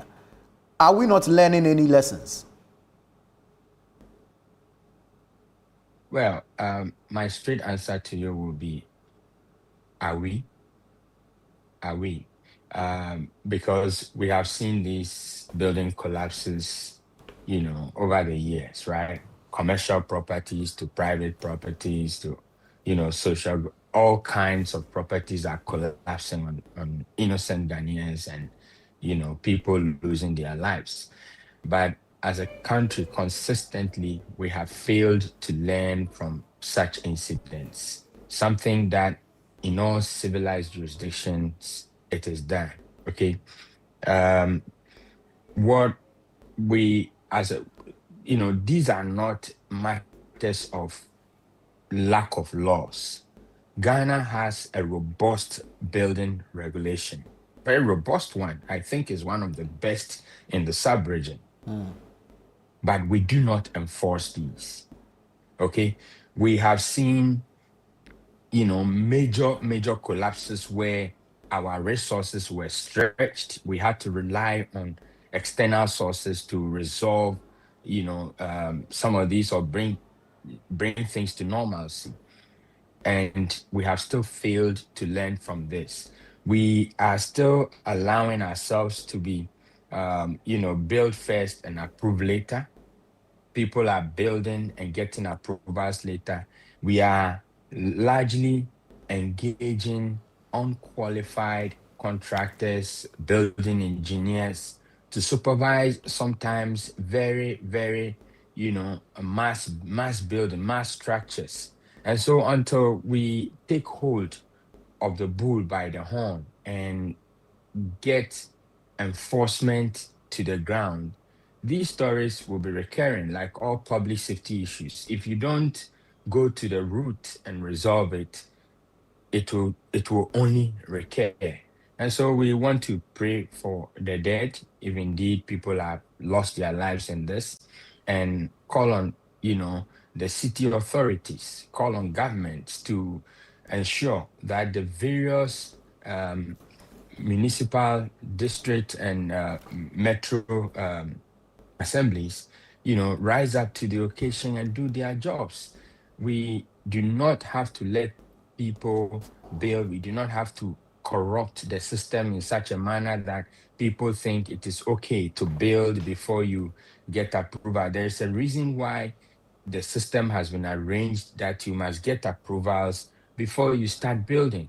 We must do that. And we should also sanitize that designer, realm. We must sanitize that designer realm. There are people, a lot of people engaging in building, engaging in electrical work, engaging in plumbing activities with zero qualifications.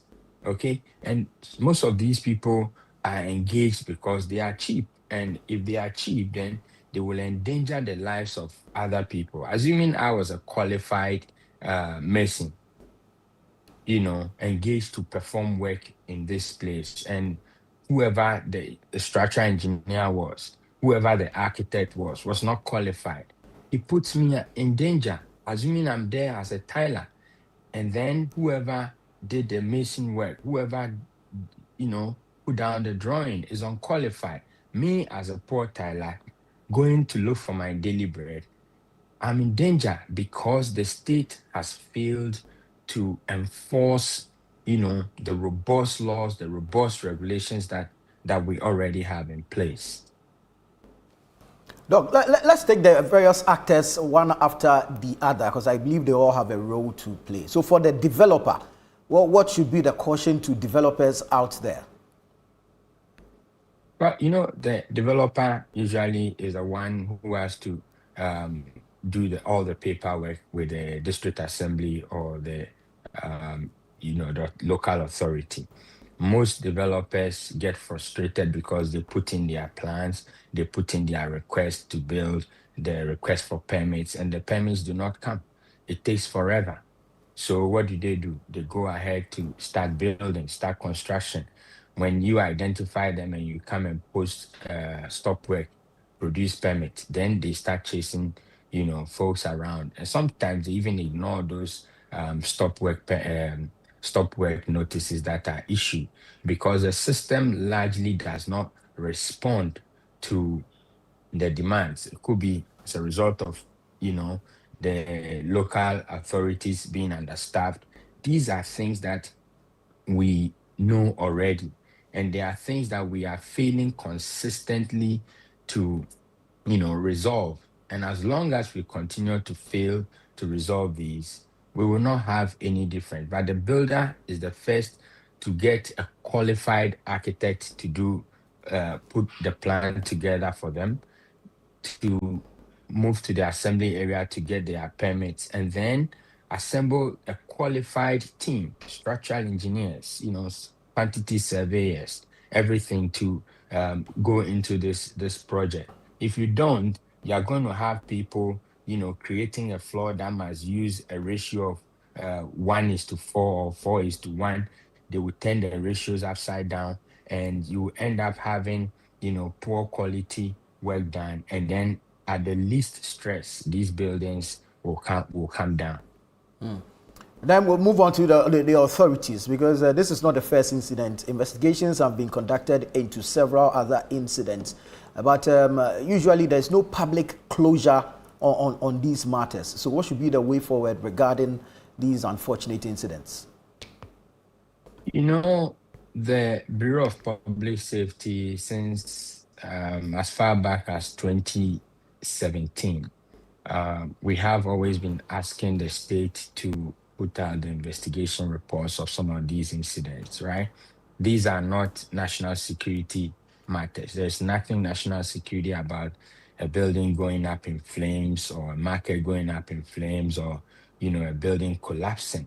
So put these investigations out. We want to know what the investigators concluded on. We want to know what the expectations are from that incident so that we will be able to hold people accountable. That has happened. I can bet my last dime. Nobody is going to get jailed. Nobody is going to face any penalty. And the state is just coming in. At best, they will go to families, commiserate with them in front of the cameras, give them a few hundreds of CDs and a few, some token, and it makes news, and that's it. The Interior Minister has just assured that investigations will be carried out and people will be held liable. People will be brought to book. I want to believe Honorable Muntaka. I want to take him for his word, but there again, it's classic. We've heard this over. I've been here for a very long time, since 2009. We've seen this play out every time. And I think at one point I even got myself, into trouble with one of the political parties for saying that the vice president was just engaging, rhetorics, drama, because that's what happens. And several years on, nothing really has changed in the system, right? We're in that country where a building collapsed on the president of the whole, I think that either the Ghana Engineers Association or the Ghana Architects something. The whole president, he himself, his own project collapsed on him and he died. Nothing happened. Okay. So I don't know what happened to Malcolm building, the owners of that facility when it came down. I don't know what happened to the recent Adenta issue. There are several buildings, a church, several of these happens. Who gets jailed? Who gets held accountable? Who gets fined? Who are the people who were putting up this structure? Who are the artisans? Were they qualified? Have they been jailed? We don't know. Now, following those incidents, what is to happen to what has happened to the local authorities, the building inspectors in that local area? What happened to them? What happened to their boss? Not just the building inspectors, but their boss, the overall boss. What happened to him? If nothing happens to them, look, nothing is going to happen on the ground, and we'll continue to make the news. Sometimes sadly on a Sunday, people lose their loved ones who went out not to rob, who went out not to cause public disorder, but to look for daily bread. I think that is most unfortunate, and we need the state to enforce our laws. That enforce our laws and hold people, accountable. Not necessarily the flies on the ground, but hold key persons who have, um, responsibilities, hold them accountable, and we will begin to see results. For instance, if the chief executive of that local area is fired immediately, and all his managers are fired, directors are fired immediately, within the building department, they are all fired immediately. Whenever someone ascends to that seat, he's going to look sharp. He's going to go around and ensure that people do not build unauthorized structures in bad, wrong places. People do not also engage people who are not qualified to put up these structures. Because guess what? If it happens, my head will roll. But nothing happens. So at the end of the day, we all go on. Interior Minister, I'm hoping that Muntaka will do something about this. Very well. Now, we have several issues to deal with. We have fires, we are flooding currently, and now we are recording a trend of collapsed buildings. What is the real threat to public safety here? Look, the real threat to public safety here is loss of trust in the system, in the public safety agencies, loss of trust in the system. When you operate a regime where people do not trust the institutions to deliver what they are supposed to deliver, it is chaotic. It gets very chaotic. Everybody does what,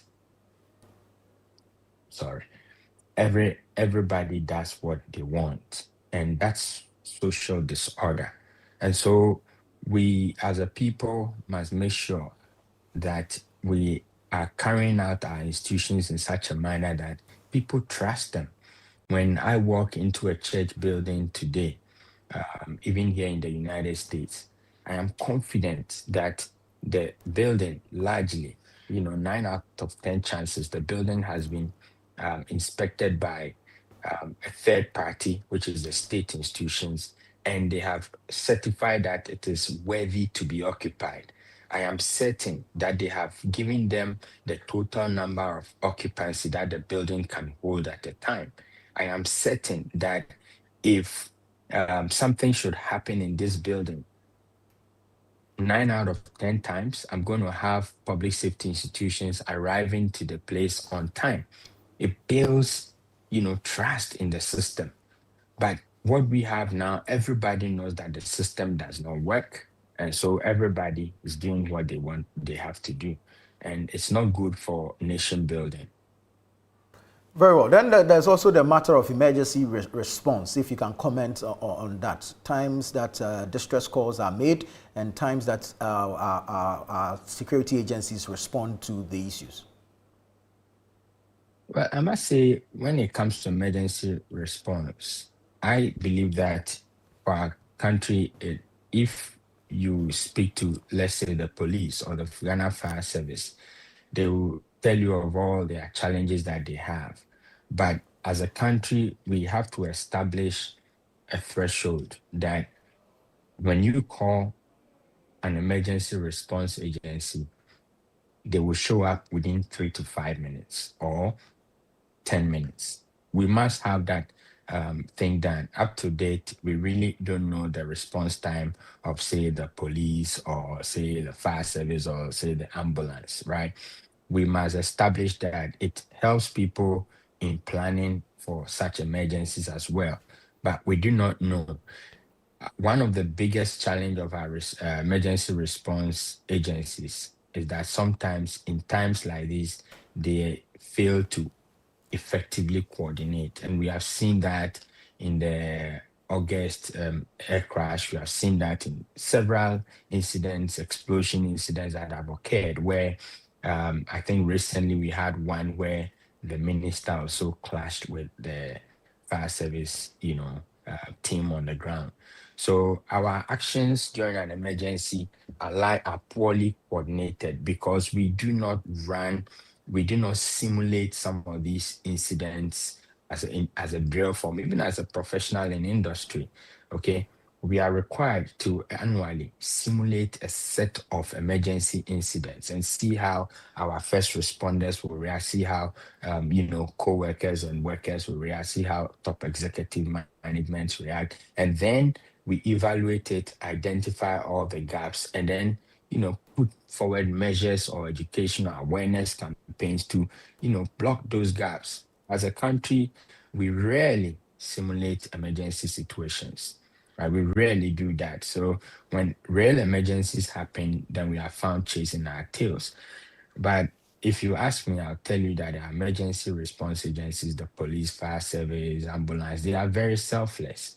The only challenge is leadership. And I think once we string our leadership acts together, our people will perform wonders.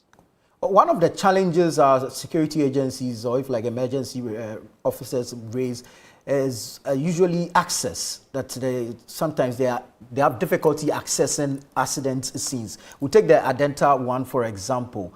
It was difficult getting the excavator to the scene to help with the rescue operation. And one thing that accounts for same is also the nature or how we build and where we build. Do you think from where you sit, we're developing without planning? Well, it's a complex situation, right? It's very, very complicated. You talk about Adenta, if I understood you right, you are making the Adenta as a case study and asking if our developers are. Can you clarify yes, the Adenta situation, the excavator really, the first excavator they brought, they had challenges getting it to the accident scene. They had to go back and bring a smaller one due to the way buildings had been put up in that particular area. And I'm asking that regarding our development and all the attendant challenges that we see, especially with flooding and these buildings that collapse, are we just going ahead with the development without a proper plan to back the development? Well, I think that's just what you've said. And I mentioned that build first, approve later. The institutions failing to, as it were, enforce our laws. So people are just building. There is no proper planning of areas. We just take monies from them, issue permits, and they build. So there are places where you can't access. But these are serious matters for emergency response. They are very serious matters for even our own health.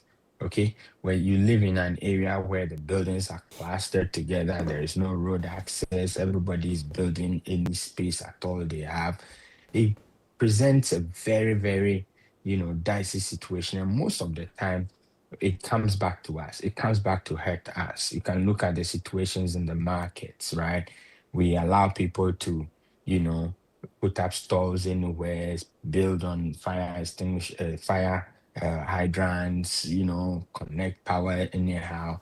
And the least trigger, there is complete chaos and we are rendered helpless. So it's what I'm saying. We need to enforce our laws. We need to enforce our building codes. In the absence of that, these chaotic scenes, these sad scenes will continue to happen. And until we start holding people accountable, why should this happen in your jurisdiction? Why should this happen in your local area under your watch? Because of that, you're losing your job. Then we can have results. But if not, trust me, public safety issues are not economics. It's not like foreign exchange, where you talk about, dollar shortages and then suddenly, rates shoot up, or you talk about CD overflow, suddenly rates shoots down. Public safety issues are purely engineering issues. What you put in is what you get. Another public safety issue, I mean, away from these buildings that have been collapsing, is the issue of flooding. The rains are here and almost everywhere in Accra is flooded. What accounts for this and how do we deal with it? I think Accra's flooding issue is a well-researched issue, right? We all know what causes Accra to flood. We all know what must be done, especially after June 3rd, right? Fire flood disaster. The report is still out there, it's still out on our portal. We all know what has to be done. The fact is that little has been done. And so these things are no longer a surprise to me. We almost always expect them. It's a given that when there are rains, there will be flooding, properties will go down, lives will perish. And it looks like as a country, we have accepted to live with this because it just doesn't make sense, right? Since 2015, we know June 3rd fire flood disasters. We know what the problems are. We know what we should do in order to get this out, the window. We just have failed to do it. Right. Collectively as a people, we just have failed to do it. Right. And so these results are expected. Right. Doc, thank you so much for your time. Thank you for speaking to us. Dr. Nanayao Akwada is the Executive Director of the Bureau of Public Safety. The news on the grounds is that 3 persons have been rescued from that building collapse. However, 2 did not survive. 1 did. The lone survivor so far has been treated and discharged by the ambulance service on the grounds. So we're still here, bringing you live coverage of that rescue operation at the site of a building collapse at Avenor in North Kaneshie here in Accra. Fred Tejabano still in studio. We'll be going to the grounds pretty shortly to bring you what is happening. Live pictures and sounds are from the ground. We'll be going back there. Jude Duncan is on the ground, but Fred is in studio. And before we went to listen to the Interior Minister, you were walking us through the building code, what it says, the requirements for construction and all that. So if you can wrap up with that for me while we establish contact with Jude and go back to the grounds. Yeah, I took you through what the permits needed to be given, institutions which were required to ensure the inspections. And the code also talks about final inspection. So final inspection is conducted when the construction is completed. So inspectors will verify fire safety provisions, sanitation facilities, electrical, plumbing, installation, accessibility requirements, drainage systems, and general compliance with approved plans. Talking about general compliance with approved plans, you ask yourself, the assembly which is supposed to be managing this particular area should by now have had the plan of the building so that in an incident like this, when there's a collapse, what do? You pull out the plan.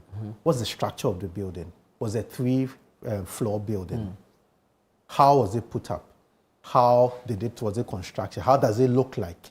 So that even in your rescue missions and in trying to get people out of the rubble, you know that there's a first floor, and this is how the first floor is. So in excavating, you even understand how you want to excavate. Right. You go to the plan shows you a second floor. This is how it looks like. These are the kind of buildings. These are the kind of spaces within this place. It guides the rescuers to excavate. But we do not have anything like that. So it goes back to the question. the authorities who are responsible for ensuring that buildings are put up in a particular way, the authorities which the building code have stated that they have the duty of going to do inspections, what have they been doing? How have they been carrying out these inspections? Do they even carry them out at all? If they do, are they following the regulations? Then comes in the concerns of the two engineers we spoke to, the president of the Institute of Engineering and Engineer Kosidede. Who or which people are being held responsible? Yeah. So you go into a community, you go into a locality, there are people responsible to ensure that the buildings in the particular locality are constructed in a particular way. They are given permits and all that. Now the question is, when there's a building collapse and there's an investigation, are these people who are in authority held responsible? What kind of sanctions are given or meted out to them? What kind of disciplinary process are they taken through? Right. Do they lose their jobs? Are they sent or put before a court to be prosecuted? The people who also build without going through the necessary requirements. So they mentioned the owner of the building. What will happen to the owner of the building when it is realized that you did not go through the process? Right. How are you dealt with?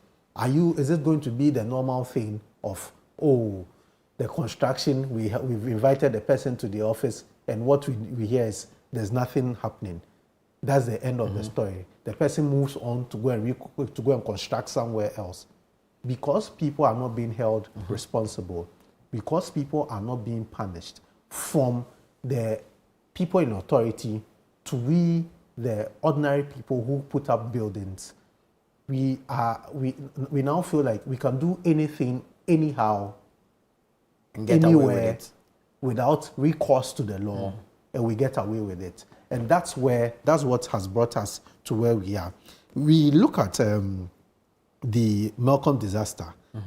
There is part of, I have some of the findings, some of the conclusions and the key findings in that particular disaster. And we look at what is there, let's see, and compare to what is happening now.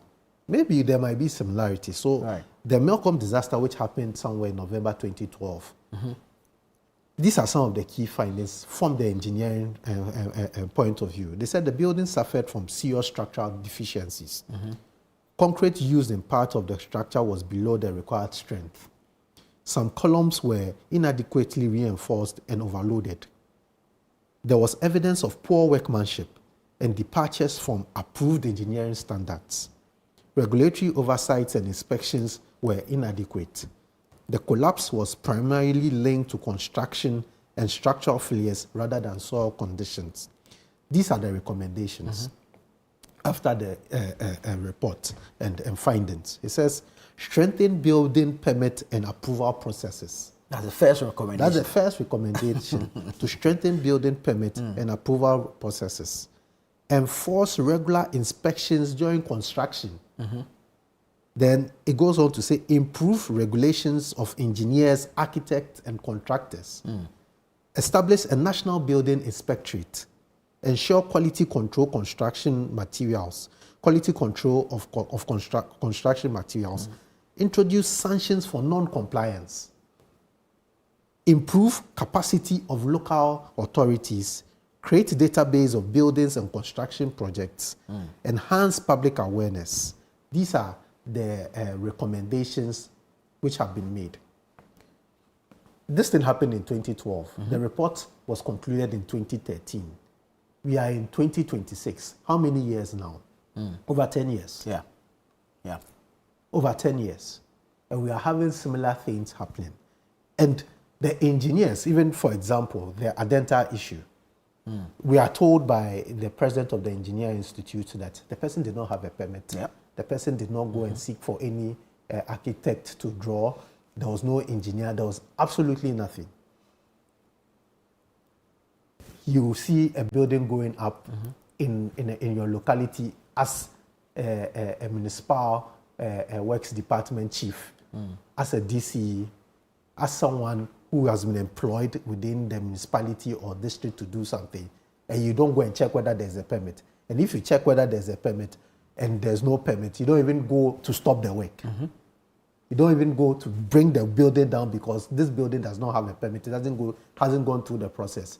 And you would wait, then when there's a disaster, you say, oh, you start crying. These are the reasons why people should be held responsible. These are the reasons why people should be put before the court, if possible, sentenced and dealt with. Because today, we wouldn't have been witnessing something like this if 10 years or 12 years ago, these recommendations were fully implemented.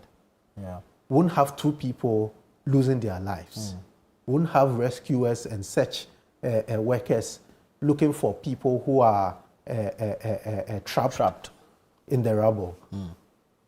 The way we do things in this country has to change. It has to change. But the question is, who brings the change? Who ensures that these changes are made? They are the people in authority. What do we see? After every disaster, they'll come in their V8s, they'll come in their numbers, coming to visit a site, say the nice things, commensurate with people who lost their lives. Like Akwada said, give money to people who have been affected. And what happens? The normal situation goes on as usual. All right, let's go on the ground. Let's bring viewers pictures from the scene of the building collapse at Avenor here in Accra. Jude Duncan is still on the grounds. The search and rescue mission is still working. Hopefully, persons who are or whoever is still trapped in is rescued alive. We're going there. Jude, are you able to report on, or what updates do you currently have? Describe to us the operation as it is being carried out.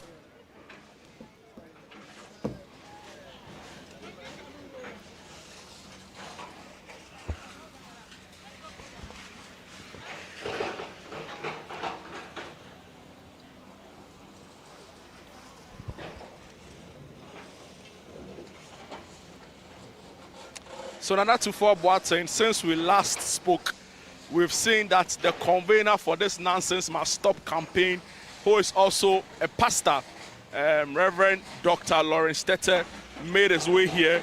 He came to say hello to the IGP and also assess for himself everything that has been happening here. In the aftermath of his visit to the scene, he made a prayer for all the servicemen and women who are here helping with rescue efforts. Now in his prayer, he was calling for God's protection and guidance for the servicemen and women who are undertaking this very difficult task, and also for persons feared under the rubble as we speak currently. He is taking leave of us. We've seen other high-ranking officials from the national security also join us. The deputy coordinator, the first ever woman to be in that position, Elizabeth Ama Yanka, was here. She was assessing the situation for herself. But even before she got here, let me add that we saw that other officials from the national security were here also helping with the rescue effort, and intelligence, as is we are being told, is very important in this exercise that is currently ongoing.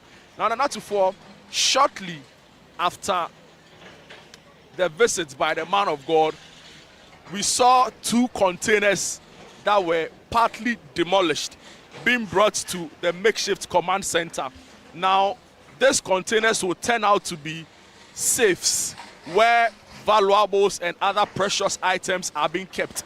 But at the time it was brought at this makeshift command center, it was basically filled with stones and money. Now we saw 2 different containers being brought here. The first one had lots of 10 Ghana cedi notes. The officers made sure nobody touched the money and brought it here where counting took place. so they can get a fair idea of the total amount. Now, after counting the money in the first container, it totaled an amount of a little over 400 Ghana cedis. I'm unsure the exact amount, but it was mostly made up of 10 Ghana cedi notes that was in one container. Now, the second bigger container that came or brought before the high-ranking police officials here in my shot, as you can see clearly damaged, was a safe, because we've seen that it had the features of a safe, a code, and other, security features that clearly point to the fact that this was a safe in the shops or the residence of the building that collapsed. Now, counting is ongoing. Quite a number of money has been seen. You're unable to clearly tell how much is involved here, but if you can see from the screen, some 100 Ghana cedi notes and 200 Ghana cedi notes in there. And I can tell you for a fact that I saw the money in the safe. It was brought here by a NADMO official, and the police made sure that those who are investigating this handled this right under all the protocols that is required. So we don't know what the money will be used for, obviously, but what we do know is that it will aid in helping investigators to know what really transpired or what could have been the issue. But before all of the rubble that we are seeing here, used to be a very tall building, 3-story, we are being told, and on the ground floor was a shop that had the name Q-Test Trends. Q-Test Trends. Now, some shoppers who are familiar with this building tell us that it was a shop where all sorts of things were being sold. So from baby products to clothes to dresses to stationery and other items, all of that were being sold at the Q-Test Trends shop, which was on the ground floor of the building that has been demolished. Now, also, we are being told again by the NADMO deputy boss, Teddy Addy, that the first floor was a restaurant where people came around, gathered in there, had a meal or two when they wanted to. So it was a big story building, and we are being told that some persons used to stay in there because they were caretakers, and of course there was a security man who later will find out that survived this and is the only survivor so far from the persons who were in there. The minister has been clear to us in his final briefing before he left us. According to him, some persons are feared in there, but it is unclear because these are still just unverified reports, and that it could be more, or it could even be that there is nobody in there right now stuck under the rubble. But from what we glean from some onlookers here, eyewitnesses here, and some other persons familiar with the area and this particular building that has been demolished, they tell us that usually when it's raining, people gather and try to seek shelter at the ground floor of the building that has collapsed. So that is what we know so far. So it is very likely, and all of this is hypothetical, it could be very likely that there are more people in there, or also very likely that there is nobody in there at all. But the fear is that for the woman and the child, they are known to be people who dwell in there as their abode. They have it as their home where every evening they sleep there. So that is the concern, and it would mean that they were further inside the building. And we are not really sure what the state is, but work is ongoing. From 7 a.m. up until now that we've got here, significant amount of work has taken place. At a point, it was impossible to even come close to where the track on my left is, but you can see that a lot of space has been created because a transformer that was there has been removed to make way for officials and first responders to be able to get a bigger working area to deal with all that is happening here. So Nana Tufo Boateng, that is the latest updates as we have it. The IGP is here. The Minister for the Interior, Muntaka Mubarak Mohammed, has taken leave of us together with the Greater Accra Regional Minister, Linda Oklu. Earlier, the Vice President was here. The biggest and the latest update is that some monies found in the safe has been brought here at the makeshift command post, and the police say it would aid in their investigations going forward in this particular case. The Member of Parliament, Ernest Adomako Kion, is still here, together with some other colleague members of Parliament in the Greater Accra region who have joined us here. We'll try and get their thoughts on some of the issues that has taken place here today. Earlier before, you were asking me about the number of trucks. So I tried to get that particular information, and I'm being told that there is about a total of about 5 trucks in our shot in the process of the excavation ongoing right now. As you can see, there's 2 here.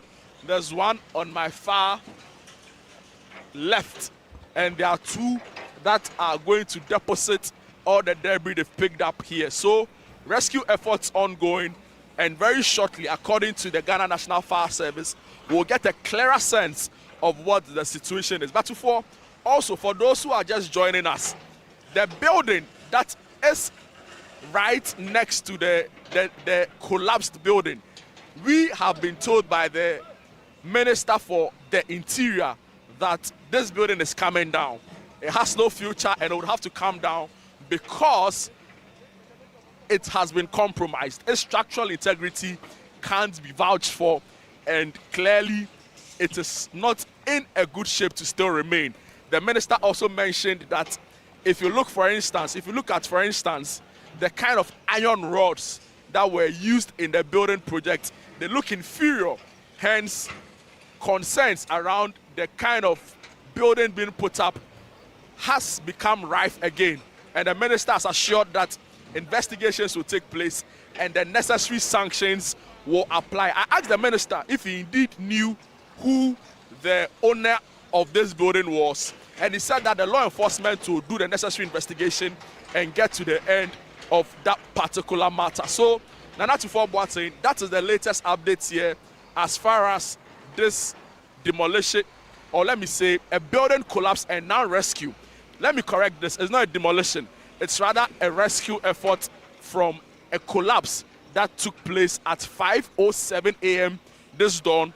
5:15, fire service got here, and since then, various security agents, officials, officers, and investigators are here. Not among the list include the National Disaster and Management, NADMO. We've seen the military also here. We've seen officials from the national security here.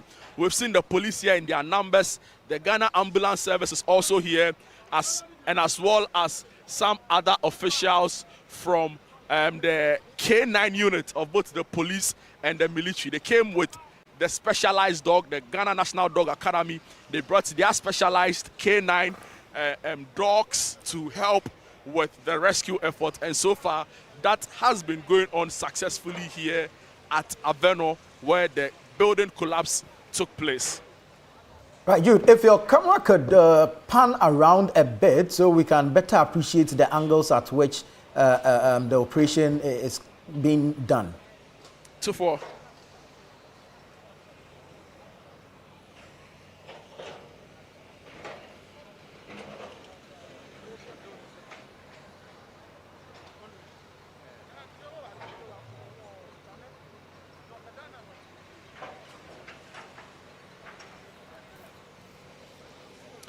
Is there a clearer picture for you now?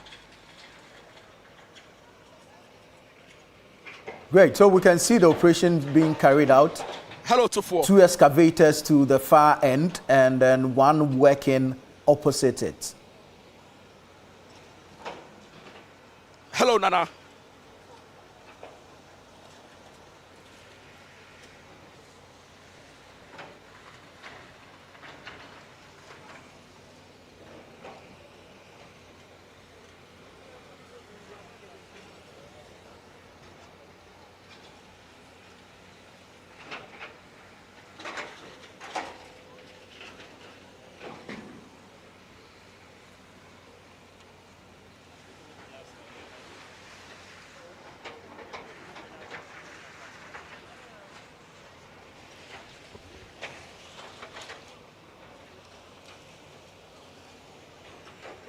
So we're seeing the live pictures there from the collapsed building at Avenor, and the excavators busily working there.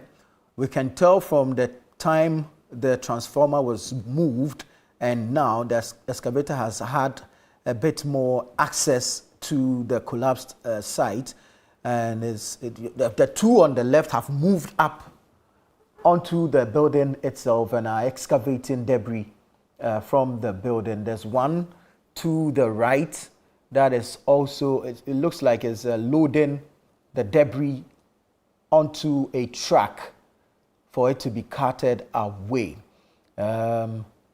Hope is that no one else will die, and whoever remains trapped in there will be rescued alive. But the work is still ongoing, as you can see in your short live pictures from Avenor, and excavators busily digging into the debris there as part of the search and rescue operation. When Jude spoke to the deputy chief fire officer in charge of operations, she did mention that they had to go atop the debris to be able to map out a strategy for the search and rescue mission. So it gives an indication as to why the excavators are working the angles they are working. This shot is to give you an idea of the area where this building collapse has happened. So as we have said, there's Avenor in North Kaneshie, close to Melcom Plus, and also close to the Ashfoam showroom. You can see the makeshift command center that has been put up to help address the rescue operation. The IGP still there, Christian Tete Yohunu still there. The Vice President, Professor Nana Jane Opoku-Agyeman, has been there. The Greater Accra Regional Minister, Lindo Klu, has also been there.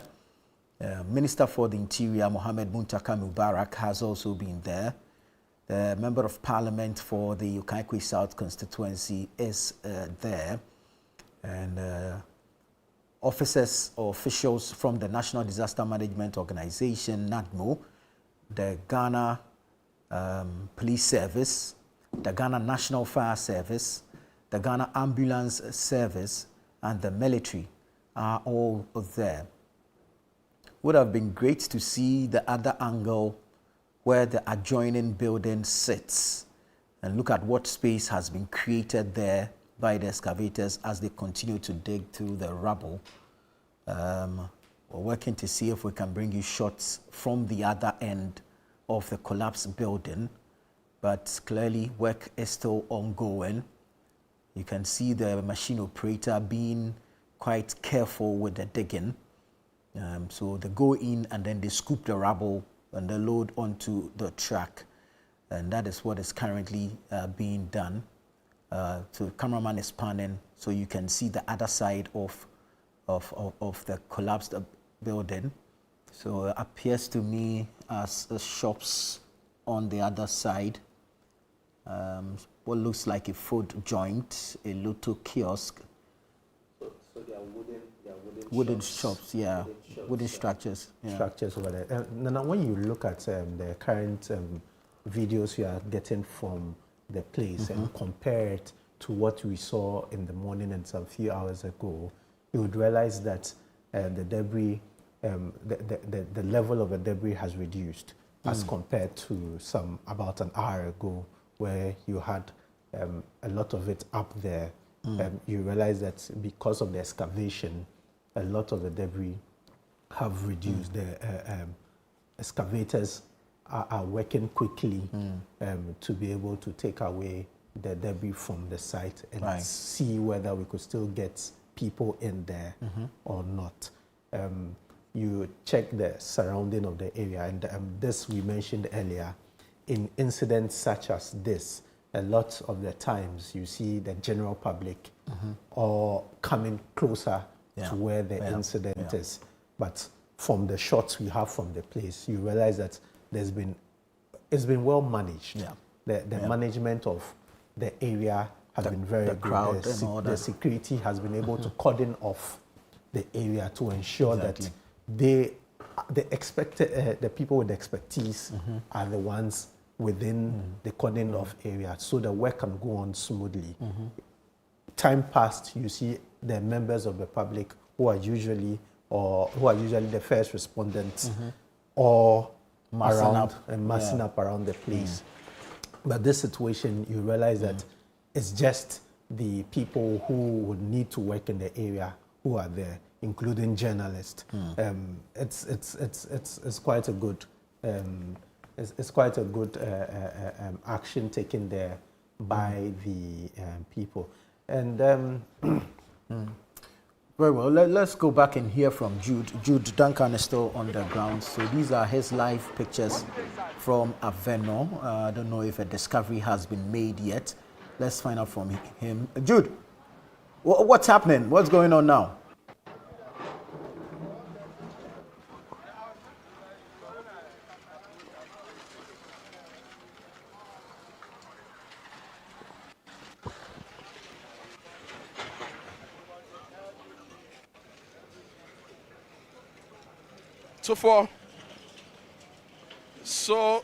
By the minute, officials who are engaged in the rescue effort are bringing out an item after an item. Earlier, I reported to you that they had found a safe, 2 different containers containing money. Now, we've seen also that a motorcycle has been retrieved from the rubble. We are unsure who the motorcycle belongs to, but it has been retrieved. And if you can see clearly in the shot, some persons are attending to it. We are unsure who this belongs to, obviously, or we are even unsure where in the building this was. But clearly, what we can tell you is that this was under the rubble, it was in the debris, and now it's been retrieved. Hopefully and soon, if there are any other persons in there, we will be able to give you that indication. But clearly, what we can also tell you right now is that because of the kind of items that was on sale at the cutest trend shop, the shop which was on the ground floor of this building, we are having an idea of some of the things that, you know, were inside the shop. So you can see some plastics, you can see some all manner of things, even clothes, right? And other baby, you know, products from like bathing pants and all of that were or have been retrieved. So clearly a lot is ongoing as far as the rescue and the excavation process is ongoing. All the time when something is retrieved from the rubble, it is brought to the makeshift command center, right, where the IGP and his other officials are, and it is left over there for the investigators to take over. So we have retrieved money, we've retrieved a motorcycle, and we've also seen to an extent, or we have an idea of the various things that were in the shop as of the time of the demolition. Various different things are coming out, from children's toys to clothes to baby products and even food, right? We are seeing all of that as part of the debris being carried by the ongoing excavation work. So that is the latest update. A motorcycle has been retrieved from the debris, money has been retrieved from the debris, and there's ongoing work to find a mom and a child believed to be still under the rubble. So this is the latest update for our lovely viewers who are following our coverage right here on Channel 1 TV as far as this process is concerned. All right, Jude there. Jude Duncan bringing us a live report regarding the retrievals that have been made so far. But we'll continue showing you the live pictures from that search and rescue operation at Avenor. Even while we continue with the discussions here in studio, we'll keep the pictures live so you can see what efforts are being made and, of course, the results thereof. Currently in your shots, you can see some of the fire officers, I'm sure, engaging in a chat about the operation so far. Behind them is the command center that Jude spoke of. So Ordinarily, you find at an incident like this a command center where the entire operation will be coordinated from, and that's where the IGP is now seated with his men and of course officers from the various other agencies engaging in this search and rescue operation. So as you can see in your shot, a truck has been filled with debris. It will be carted away. This gives the excavator more room to access the collapsed building and to dig out or dig through the rubble in search of any lives that may be trapped underneath. The transformer that was earlier reported to have been impeding the work of the officers has been relocated or has been moved. This movement, we understand, was done by the Ghana National Fire Service together with the Electricity Company of Ghana. Later, when everything is done, it will be assessed and a decision will be made as to whether it be brought back to its original position or it be relocated. So this is Avenor, North Kaneshi, Okaikwe South, and search and rescue mission currently ongoing. From where I sit, I see 3 excavators at work currently, 3 excavators at work, and then you have the trucks that are carting away the debris. So when they dig, they'll load onto the trucks, and then the trucks will take the debris away from the site. Hopefully this comes to an end soon. Hopefully we hear of some good news at the end of it. And you can see, Fred, you can see the high tension poles in the area. So it's important that the ECG, for now, temporarily takes out the power from the area so that at least we're able to prevent or avoid any further casualties. And the other danger too is that if this, as we are told, there's a 3-story building. So there's also a possibility of a further collapse within the collapsed, within the debris. So it's reason why it's important that the layman or the ordinary Ghanaian, as good as your heart is and as much as you would want to help, you stay back and allow the professionals, those with expertise, to do the work that they've been trained to do. Like Jude mentioned earlier, that area has a lot of high tension cables over there. So the powers had to be put out once the building went down. Officials had to work on the situation. Once it was put out, we were told that there was a transformer which had to be removed, like you reported earlier.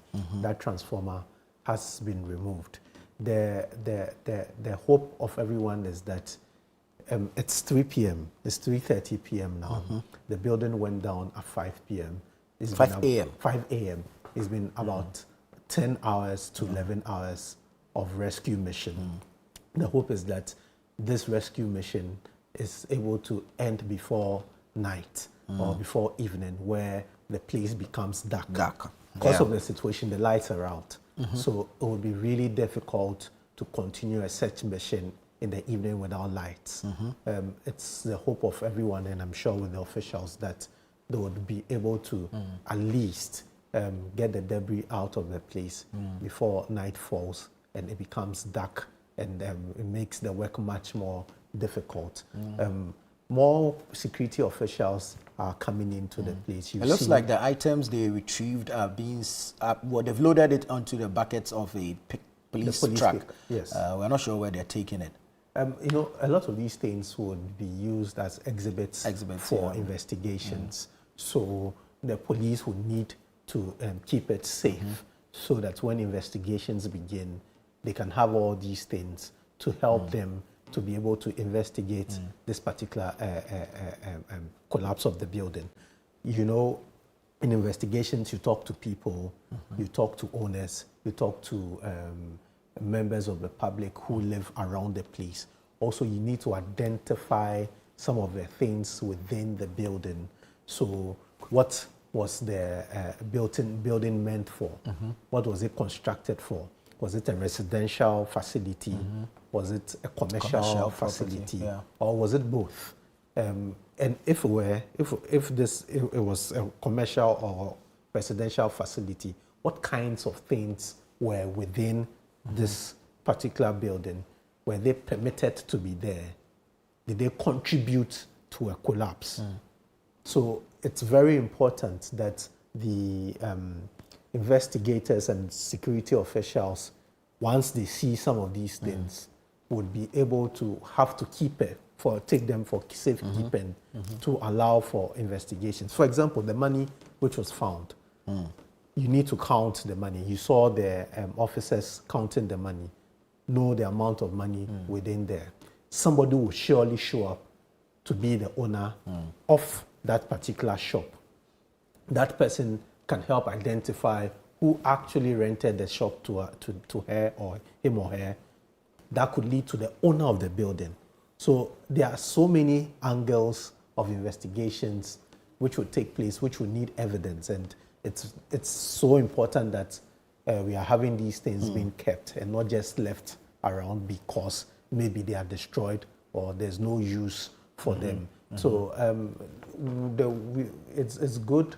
It's good the way the things are going.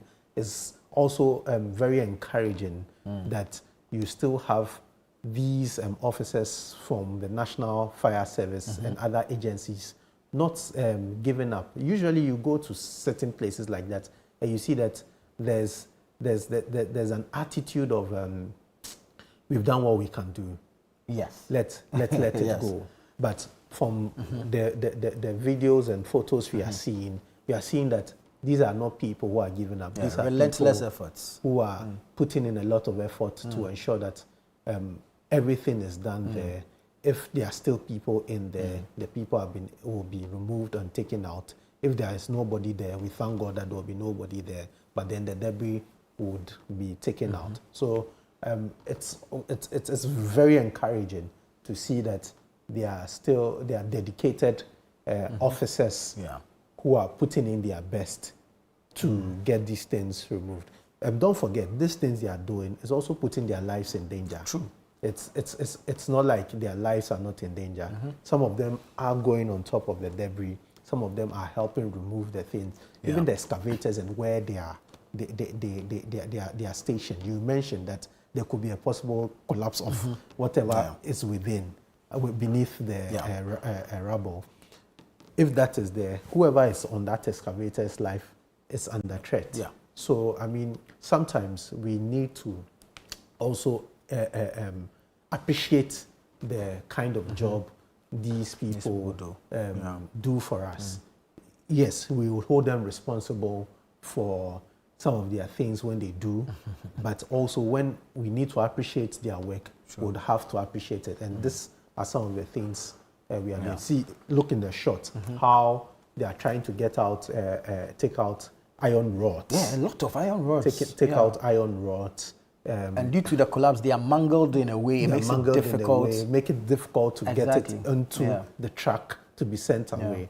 So, I mean, it's so far so good. Very good work being done there.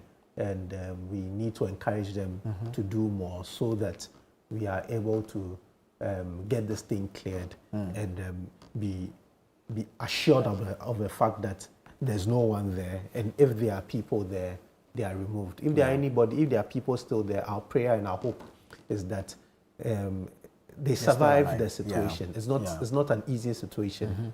They are able to survive the situation. It's been more than 10 hours being under a rubble.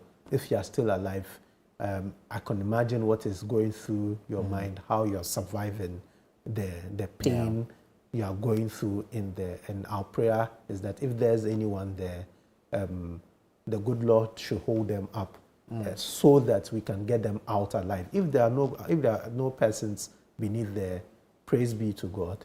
We would continue take out the debris and ensure that we get to the bottom of this collapse and people are held responsible. That we cannot close an eye to. We need to ensure that after this, whoever is found culpable of anything which led to the collapse of the building, the person is held responsible and dealt with in accordance with law.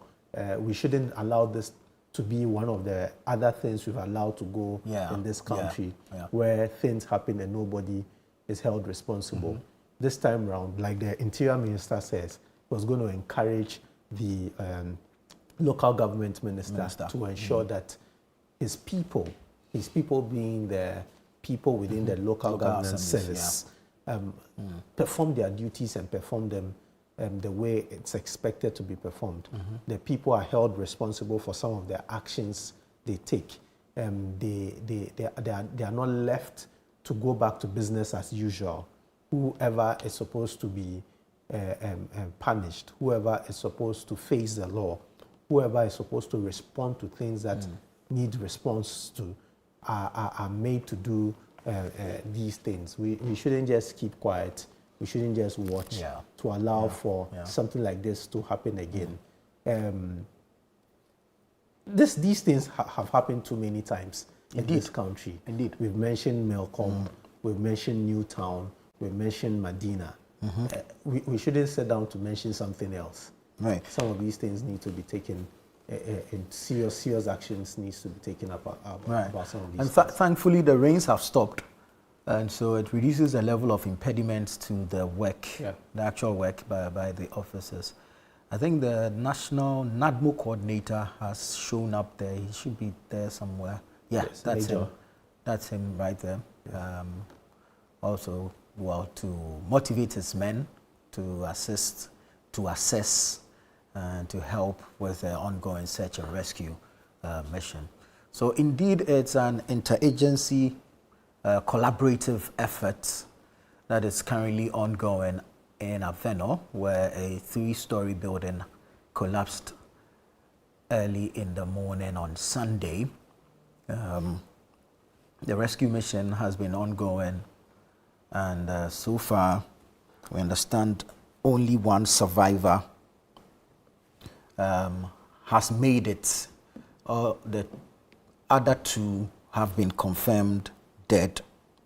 We understand that the NADMO boss has been there since dawn, actually. He's been there since this morning when the incident happened. We also understand that it's not been confirmed as to whether or not there's still a human life or a human being underneath the rubble, but the work continues or progresses as though there is someone still trapped. And so they're working quite, if you like, carefully to hopefully retrieve or rescue anyone who may still be trapped in the rubble following that collapse. It's been a long day for the officers on the ground. They have been putting in the work, and as has been said by all those we've spoken to, accountability and enforcement should be the chorus going forward, so that indeed when people are held liable for their actions or inactions, some of these incidents may be avoided or prevented. If the building code is not complied with, of course, action must be taken. And we look forward to the investigations and the outcome of same and the report. And it should be made public. It should be published so that we can all follow through the recommendations that will accompany it. And then, of course, the accountability that should come with same. Work currently progressing at the site of that building collapse in Avenor. 3 rescued, only 1 survivor out of among the 3, 2 confirmed dead by authorities on site. A command center set up opposite the collapsed site where the police and other agencies are coordinating the rescue efforts from. So you'd notice that they dig into the debris and they load same onto trucks, and then the debris is taken away from the site. A lot of iron rods there, of course. the collapse has made it difficult. So it's not like there are straight iron rods lying there that you can easily load away. So if you noticed, a firefighter has a cutter.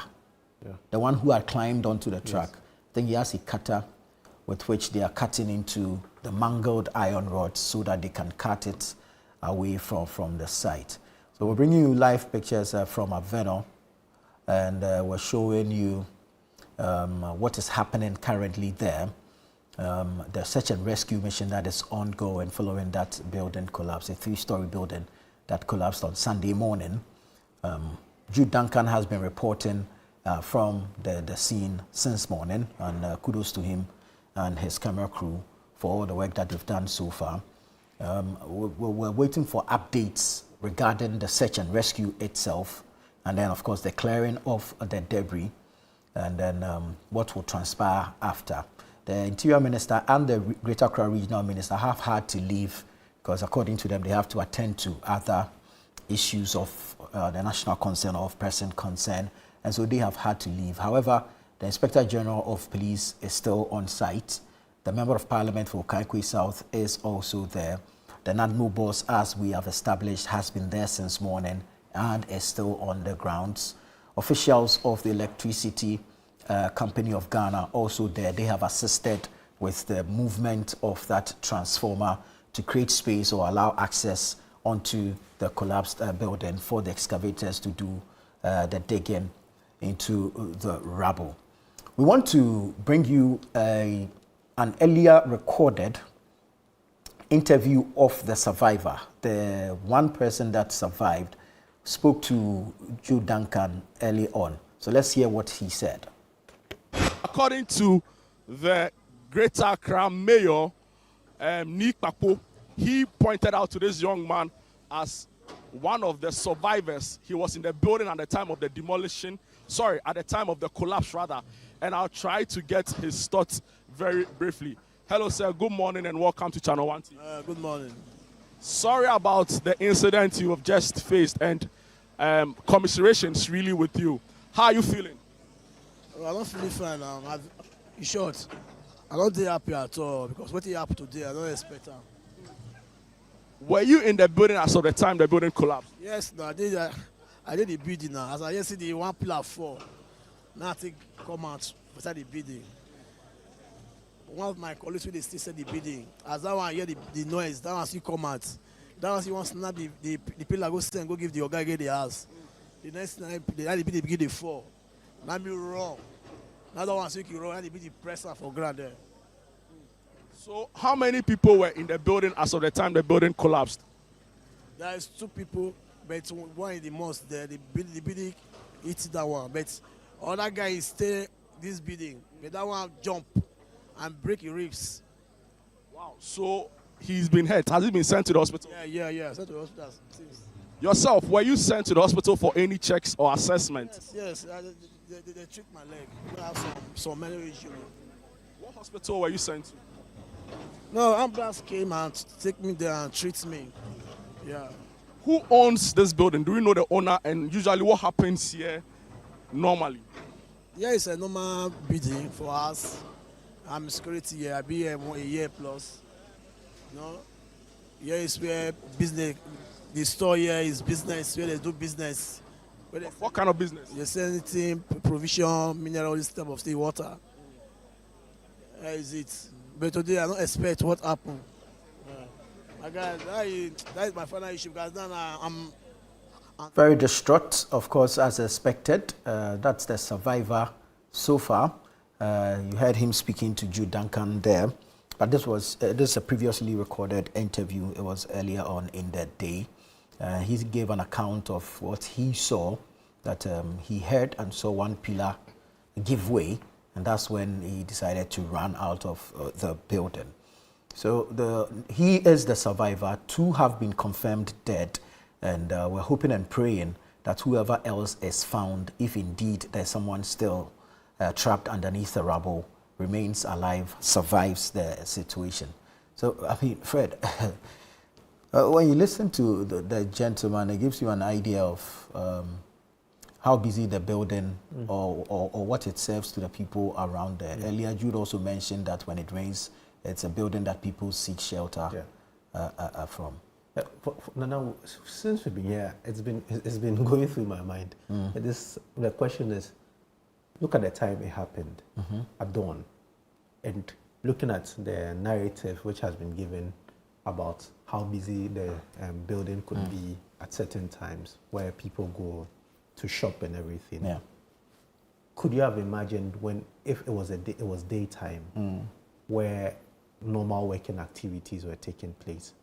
What could have transpired, and the number of people who would have been affected by this thing or caught up in this thing? It's quite. When I think about it that way, it becomes a lot more worrying for me, because I could have been the one there. You could have been the one there. It could have been any of us. It could have been any of us who would be going around that time trying to pick up something from the police, and this thing will happen. By the grace of God, it didn't happen during the day. It happened when there was less activity and very few people in there. It's a worrying situation. The scene and the story the gentleman just told us from Jude's interview, it's also very worrying. And this goes back to the report of the Malcolm disaster and the recommendations. Because the gentleman tells us that he had one of the pillars give way. And when you look at the Malcolm disaster and exactly what happened over there, it doesn't look different. Yes, we are waiting for investigations to be conducted. We cannot sit here and conclude that it's the same thing which took place. But then, from what he says, he gives us an idea of what might have transpired at the place. And that idea of what might have transpired includes the pillars. And if it's indeed a pillars, an issue with pillars, that particular issue was raised within the report of the Malcolm disaster and what had to be done, which, as we speak now, has not been done. I don't think that in this country we value human life. If we did, would have put in a lot of measures to... It brings me back to the question. We don't, the statement of not valuing human life, because there are human beings who would be staying in these buildings, living in these buildings, working in these buildings. There are human beings whose life would be at risk if the necessary requirements are not put in place. At the end of the day, we cannot get up and say, oh, we just lost one person. One person, the loss of one person is a serious issue. Indeed. The loss of one person is a serious issue, not talk about two. And if we value human lives, we won't be doing what we are doing. We won't be sitting there accepting some of the things we accept. Yeah. We won't be praising people for praising them sake for not doing anything. We'll be angry as a people. Yeah. We'll be angry as leaders. We'll be angry as citizens at some of these things which continue to happen and nothing is done about them. We cannot continue to do the things that we're doing the same old ways we've been doing them. The rains and floods have exposed so much wrong in this country. Suppose there are inefficiencies. Indiscipline, lack of respect to the laws and regulations, the absence of responsibility on people who bear the responsibility to act and not act. The rains have exposed so many things. As we speak today, we are talking about the building collapse. But you go to Klagon just this morning. The rains killed one person because of floods. In Pantine, there's a car which was washed away. In other areas which we have not reported, people are facing so different kinds of difficulties because of floods. Yeah. And because of the fact that we did not take action and we not do the right thing, you drive on the road and you see floodwaters all over. All over. And you know the sad part of it, floodwaters with litter in them. If it was just water, you just say, oh, maybe the intensity of the rain at a particular time was a lot. So then it allows for the water to come up and recede by itself because of the intensity. But no, that's not just floodwaters. It comes with litter. Indeed. It comes with litter. Yeah. You go to places where people are not supposed to build, and they are building. Go to Pantai, go to Abokobi, go to the Ramsar site, and people are building. In fact, there's a video I've received somewhere from the Spintex area, where places which under normal circumstances did not flood. Never used to flood. Never used to flood. Yeah. Today are getting flooded. Yeah. Because of the irresponsibility of we citizens and authorities who are supposed to act. It's the indiscipline. Yes, for us, we are a country of indisciplined people. People are not happy when we say it. But we are a country of indisciplined people. They'll say you use some, not all. You see, obviously not everybody is indisciplined. But a lot of us are indisciplined. A lot of us are indisciplined. So I keep saying, if we should begin to monetize people's indiscipline, and that for an assembly, a local assembly, that is revenue for you. Yeah. That is punishment for the person engaging in the indiscipline act. And that is lessons for whoever is looking on so that they don't also engage in it. Talk about the demolitions at the various Ramsar sites, for example. The people before putting up the building failed the place. So if you pull down the building only and you go, you haven't necessarily restored the area because the failing still remains there. Who even bears the cost for the demolition? So that's what I'm saying. We need to monetize that indiscipline. Get the people who own those structures, who put up those structures, to pay for the demolition and to pay for the excavation of the filling. That way you send a stronger message to whoever is looking on or whoever is planning to also go into that areas. If we begin to monetize it this way, it's indiscipline, all right. You have found, you have investigated, or you have found the people.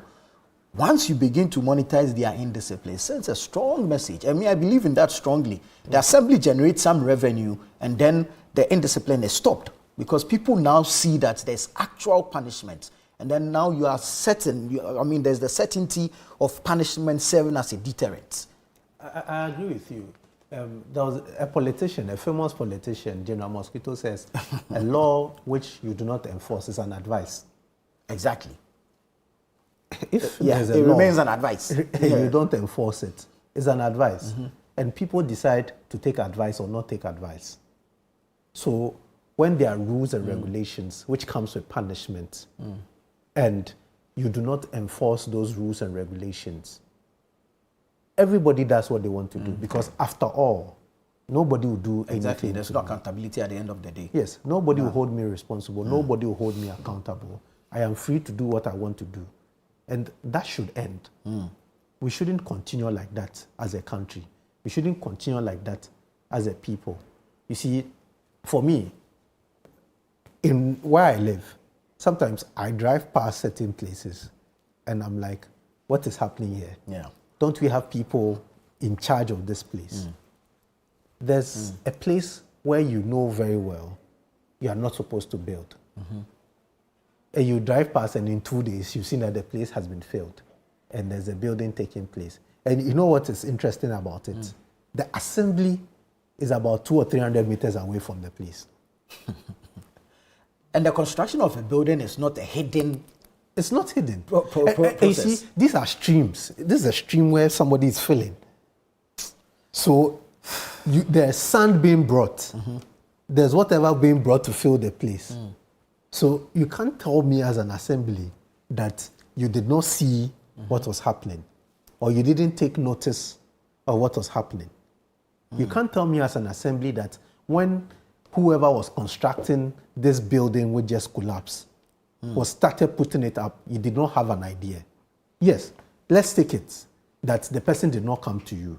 The person did not follow the process or the various processes they needed to follow, get the various permits they needed to get before starting the construction. But are you telling me that you did not see the building being put up? When you say we went to put stop work and nobody followed that instruction, what did you do about it? Did you just leave it? You just went to write the stop work and go, and you still continued, left it to be continued to completion? Because what's the effect of that stop What's work? the effect Stop of work that means stop work? stop work. If the Or person, is it that you go and write it there so that the people will come and see you? come and see you and do then- what? If they say stop work, stop work. If the person continues to construct, what do? You arrest and punish. If possible, demolish. But you write stop work, either the people come and see you, whatever they do with you, it is your own matter. You leave the work to continue, hoping that, nothing will happen. Then something happens. Then you sit in your office and say, people are not listening to us, the assembly doesn't know what to do, and we are now going to engage in demolitions and demolition of buildings. It really doesn't cut it for me. Yeah, I mean, there are a lot of challenges, and I feel people should just be honest in what they do. We should be honest and diligent in what we do as a people. If you are placed in a position of authority with a mandate, you should be able to carry out such mandate with all honesty and responsibility attached to same. We've been bringing you live pictures from Avenor, where a building collapsed, killing 2. One person has survived the accident. Search and rescue mission is still ongoing. We'll take a break here, but we'll bring you updates as and when we get them. You heard from Jude Duncan, who has been on the grounds since morning. He engaged Enusafo in the early part of today, and then I took over with Fred Tete Jabano. This is Channel 1 Television. Stay with us. We'll bring you updates when we get them, but subsequently, you will get more details on the Channel 1 Newsroom CNR, which will be live at 8 p.m. later tonight. I am Nana Tufo Boateng. Many thanks for your time.